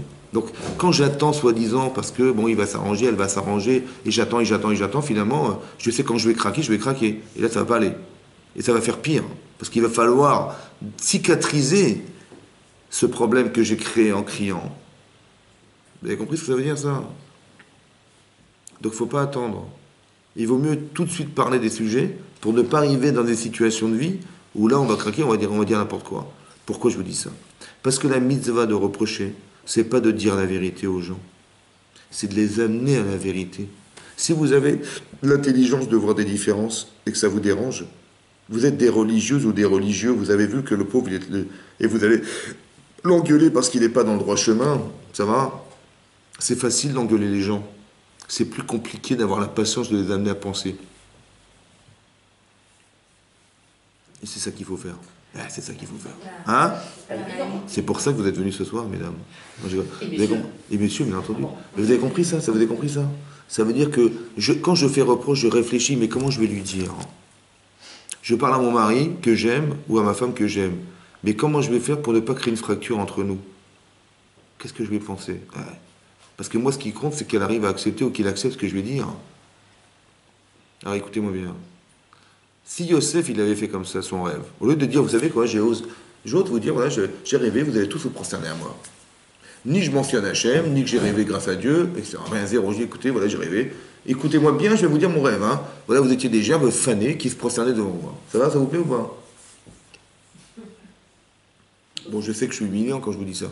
Mais si j'avais dit comme ça, j'avais dit, écoutez, j'ai fait un rêve, mais je n'ose même pas vous le dire. De quoi tu parles? Bah, attendez, c'était tellement gênant de ce rêve, il m'a tellement gêné, je ne sais même pas comment. Mais de quoi tu parles? Mais dis-nous! Mais écoutez, voilà, excusez-moi, hein, franchement, excusez-moi. Hein.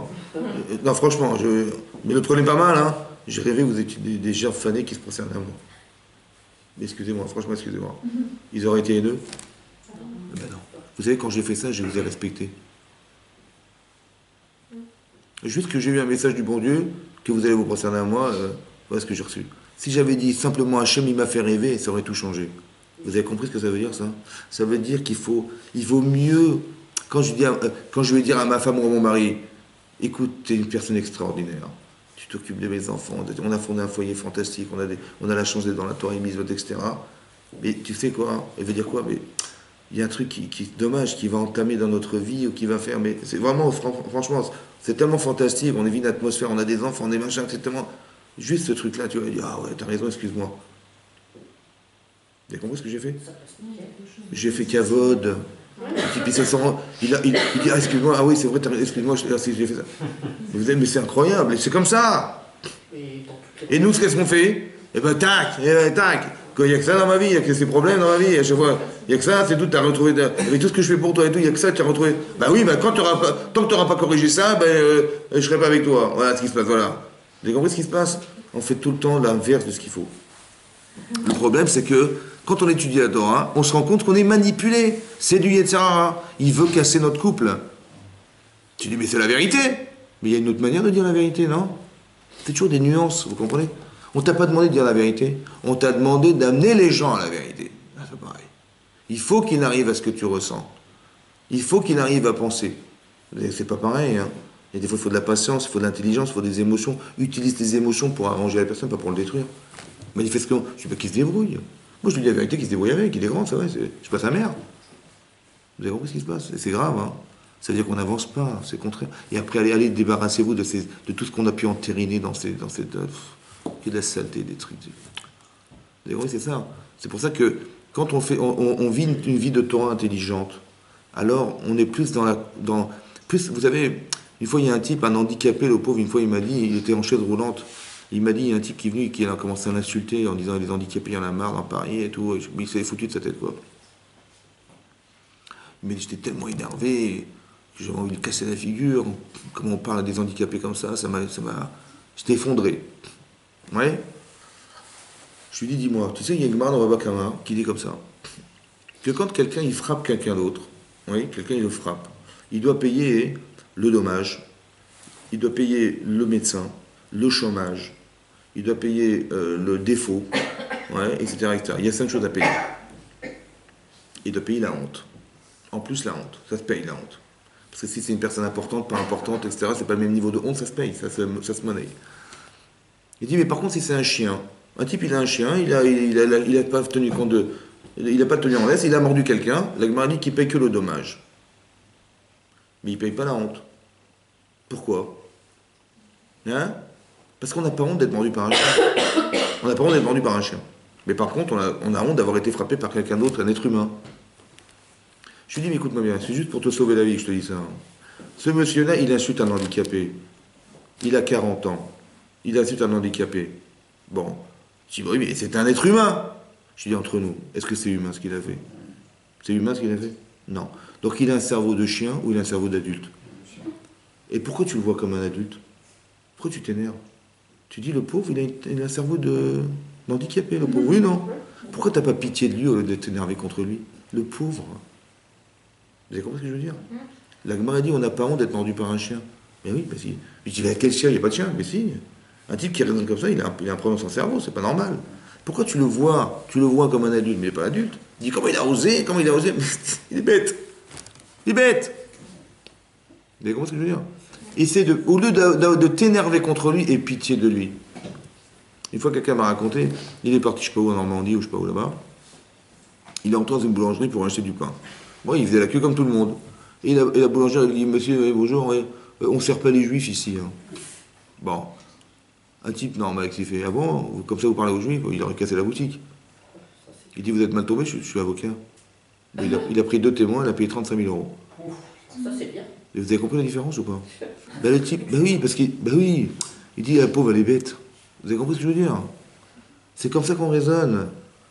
Vous avez compris comment ça se raisonne? Si votre mari ou votre femme, elle fait des choses qui ne vous plaisent pas, mais c'est qu'il y a une logique derrière, où il y a une incompréhension, où il y a un décalage. Par exemple, dans le cas du Baal Tchouva, moi, qu'est-ce que je dis aux gens? Je lui dis comme ça, écoute, tes parents, ils ne supportent pas ta religion. Ça va, il dit, ouais, c'est quoi cette religion, cette machin, cette cache-route, ces trucs. Tu te dis, ben écoute, moi je veux faire ma vie de Torah, et mes parents m'en empêchent. Ben un coup, je vais craquer, je vais partir, je me sauve. Bon, qu'est-ce qu'ils vont penser de tes parents, qui ne sont pas religieux? Ils vont dire, ben la Torah nous a kidnappé nos enfants. Voilà. Il y a des sectes dans le monde, ben là, la Torah c'est une secte. Voilà ce qu'ils vont penser. Oui, non? Tout à fait. Alors qu'est-ce qu'il faut faire? Alors je dis comme ça. Tu dis à tes parents de ma part, tu leur dis comme ça. Je ne veux pas vous quitter. C'est pas parce qu'on pense pas de la même manière qu'on va se quitter, non? Mais tu demandes une faveur, maman. Voilà. Moi, je mange, voilà, j'ai ma casserole, j'ai ma viande, j'ai mon truc, voilà, je mange ce poisson et pas ce poisson. Juste, voilà, je te fais un petit menu avec mes casseroles, et quand tu me cuis là-dedans, c'est tout. Qu'est-ce que je te dis? Voilà. Comme ça, on reste ensemble, et que cette différence, elle ne crée pas un faux entre eux, mais franchement, je ne veux pas vous quitter, je vous aime, je ne veux pas vous quitter. Bon. La maman elle va dire, ok, bon, ben, la marmite, il ne faut pas que j'oublie la marmite de mon fils. Et ben, à la fin, il dit, bon, écoute, il y a la marmite. Qu'est-ce que tu manges comme viande? Qu'est-ce que tu manges? Dis-moi ce que tu manges. Cette viande, ben, écoute, je suis la même que toi, comme ça on mange ensemble. Vous avez compris ce qui se passe? Quand elle se sent respectée, elle va respecter. Partez du principe que quand on est respecté, on respecte. Quand on n'est pas respecté, on ne respecte pas. Amechabed mechoubad. C'est marqué dans Pierre Cavod, Maxime des Pères. Celui qui est respecté, qui respecte et respecté. Mais celui qui ne respecte pas, quand tu dis à tes parents, écoute, c'est comme ça, c'est la Torah, machin, mais il faut que tu comprennes qu'ils ne sont pas dans ta logique. Ta femme, elle ne peut pas penser comme toi forcément, ou ton mari ne pense pas comme toi forcément. Donc il faut que tu aies la patience de savoir qu'elle est différente et qu'il est différent ou qu'ils sont différents. C'est comme ça. Donc dis-toi bien que leur comportement, il est normal à leur niveau. Tes parents, ils pensent que tu es une secte, c'est normal, ils n'ont jamais rentré à la synagogue, ils ne savent pas ce que c'est qu'être juif. Normal! Donc tu dois les amener à penser, mais il faut respecter. C'est que dans le respect qu'on évolue. Mais si à l'instant tu t'imposes, mais toi tu es l'enfant, comment tu vas t'imposer à tes parents? Mais tu inverses les rôles. C'est eux qui t'éduquent, c'est pas toi qui vas les éduquer. Donc ils vont forcément se frustrer. Et donc quand tu connais la nature des gens, tu sais que c'est vous à l'échec. Tu connais la nature des gens, tes parents ils vont pas être éduqués, tes parents, ou alors ils sont vraiment des grandes sadikim. Hein. Mais en général c'est l'inverse qui se passe. C'est pas eux qui vont être éduqués par leurs enfants. Donc forcément ça va clasher ou pas? Sois intelligent, tu connais la nature. Alors fais l'inverse, au contraire. Mets du respect là où tu as le devoir de respecter tes parents. Parce que sache une chose, que si tu es religieux aujourd'hui, mais si tu grâce à quoi? Leur éducation, tout ce qu'ils t'ont donné comme valeur, et tu les retrouves dans la Torah, dis merci à tes parents, au lieu de les jeter. Tu as compris ou pas? Donc l'intolérance, elle vient d'une incompréhension de la logique comportementale qu'on devrait avoir avec eux. Autant dans un couple, que c'est pareil, vous avez compris? Il faut avoir la patience par amour. La patience de se dire comment je vais faire. Pas disant, mais moi je défends mes billes, et qu'ils ne sont pas d'accord, ils sont pas d'accord, qu'ils se débrouillent. Voilà, moi j'ai fait tchouva, moi j'ai fait ma... La Torah ne doit pas séparer les gens. C'est clair. Ça veut dire que la Torah, elle est là pour... Et quand ça nous sépare, c'est qu'on a mal compris. C'est qu'on est tombé dans le jeu de ceux qui nous voulaient nous faire croire qu'il fallait se débrouiller. Il y a une forme d'égoïsme dans ce raisonnement, c'est de dire, écoute, moi, je vais pas me polluer la vie avec ces gens-là. Ouais, ils ne respectent pas ce que je respecte. Moi, je suis porté de voir tout le temps. Il n'y a pas de Shabbat, il n'y a pas de cache-route, il n'y a pas... Combien d'années je vais voir comment je vais supporter. Vous avez compris? Donc il y a une forme égoïste du raisonnement qui amène à penser que, écoute, il vaut mieux que je m'en débarrasse. Mais c'est pas possible, vous comprenez ou pas? D'abord, tu as une misette qui bout d'Amahem, tu dois respecter ton père et ta mère, tu dois aller... C'est des misotes, hein. Depuis quand tu te prises sous prétexte? Tu vois bien que quand tu vois bien écoutez-moi bien, quand vous voyez que les choses n'ont pas d'avenir, c'est Yitzhara. C'est Yitzhara! C'est pas chouette. Pas d'avenir, c'est Yitzhara. Tu dis, l'avenir, c'est me séparer de mes parents, me séparer de ma femme, de mes enfants. C'est Yitzhara. C'est forcément faux, vous avez compris? Mais tu dis, mais pourtant, comment je vais faire? Eh ben, demande conseil. Entoure-toi de gens intelligents qui vont t'expliquer. Mais c'est Yitzhara, c'est évident que c'est Yitzhara, c'est un mauvais penchant. Ça veut dire qu'on voudrait te faire croire parce qu'on veut te détruire. C'est ça que ça veut dire. Et se faire attention. Je vais donner cet exemple, un exemple, vous allez comprendre. On a fait Hanouka il n'y a pas longtemps. D'accord? Hanouka. Il y a eu un miracle. Le miracle de Hanouka, c'est qu'une fiole d'huile qui devait durer 24 heures, elle a duré 8 jours. Donc qu'est-ce qu'ont fait les Hashmonaïm qui étaient des Kohanim de l'époque, du Beth Amikdash? Ils ont trouvé une fiole qui devait durer 24 heures. Et cette fiole-là, ils devaient produire de la lumière, comment dire, mettre cette huile sur le candélabre qui avait 7 branches, le temps qu'on prépare, qu'on se purifie de l'impureté qu'on avait d'avoir fait la guerre, ça prenait 7 jours, et le 8e jour, il fallait qu'on fabrique de la nouvelle huile. Donc ça devait prendre 8 jours. Donc il fallait qu'elle brûle pendant 8 jours. Mais elle devait durer 24 heures. C'était impossible qu'elle puisse durer 8 jours. Qu'est-ce qu'on a fait? On a pris cette fiole d'huile de 24 heures, on l'a divisée en 7 flacons. Donc elle devait durer 24 heures divisé par 7, ça fait 3h20. Elle devait durer 3h20. Elle devait durer 3h20, elle va durer, pour nous, elle doit durer 8 jours, le temps qu'on se prépare. Le miracle de Hanouka, il est dans l'huile qui a résisté au feu. Parce que le feu, il brûle l'huile. Le combustible, c'est l'huile. Et brûler, c'est comme de l'essence, ça brûle, ça se détruit. Oui. Donc le Nes, le miracle, il est dans l'huile qui a résisté au feu. Cette huile-là, elle a résisté à la flamme. Ou bien c'est l'inverse. Le miracle, il n'est pas dans l'huile. Il est dans le feu qui n'a pas brûlé l'huile. Le miracle de Hanouka, écoutez-moi bien, il est dans le feu qui n'a pas brûlé l'huile. Ou il est dans l'huile qui n'a pas brûlé par le feu.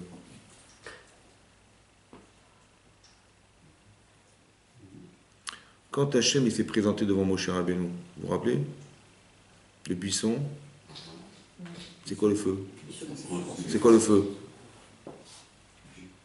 C'est Hachem. Il a brûlé il s'est consumé le buisson? Non.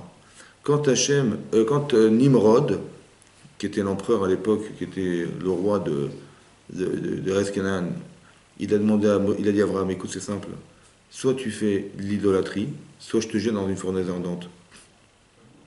Il a brûlé ou pas? Non. Hanana, Mishaël et Azaria. Nebuchadnezzar, il leur a dit, écoutez, c'est simple, soit vous pratiquez l'idolâtrie, soit je vous jette dans la fournaise ardente. Ils ont brûlé ou pas? Non. Quand on a dû allumer des kétorettes, des encens dans le Mishkan, vous savez, dans le désert, il y avait un Mishkan, un sanctuaire. Et dans ce sanctuaire, il y avait un autel en bois, couvert d'or, et on faisait des kétorettes, des encens qu'on devait brûler dessus, qui était la voda du Kohen. Lorsqu'Hachem a dit à Moshe Rabbeinu, c'est simple, on va faire des kétorettes dans le Mishkan. Il va dire, mais c'est quoi? Comment il faut faire? Il va dire, c'est simple, tu prends des encens bien déterminés que tu dois brûler sur le Misbéach, sur cet autel, qui est composé de bois et d'or. Il dit, mais j'ai pas compris. Quand je vais allumer le feu pour brûler les kétorettes sur ce meuble en bois, l'or va fondre et le meuble va brûler. Il lui dit, mais non, c'est le feu que tu vas voir, c'est le feu qu'il y avait sur le buisson ardent, c'est le même. Alors c'est le même pour les bouillies 34. Il y a combien de feux? Il y en a 2. Il y a un feu qui brûle et qui consume. Et il y a un feu qui brûle et qui ne consume pas. Le feu qu'ils voulaient voir, les Israël à l'époque, c'est un feu qui brûle, mais qui ne consume pas. Le Nes, il n'est pas dans l'huile, il est dans le feu qui n'a pas brûlé l'huile. Vous comprenez ça? Et je vous explique un truc. Quand Yosef, on a dû le vendre esclave, ça brûle ou pas? Vendu esclave par ses frères, ça brûle ou pas? Ça fait mal? Ça fait mal ou pas? Soit je me dis, je suis foutu. Je crois en Dieu, parce que ça brûle, mais ça ne consume pas. Ça veut dire que cet événement, il est venu pour me poser un problème, pour me détruire ou pour me construire? Mais comment? Ah, écoutez-moi bien. Écoutez-moi bien. Tout ce que vous vivez,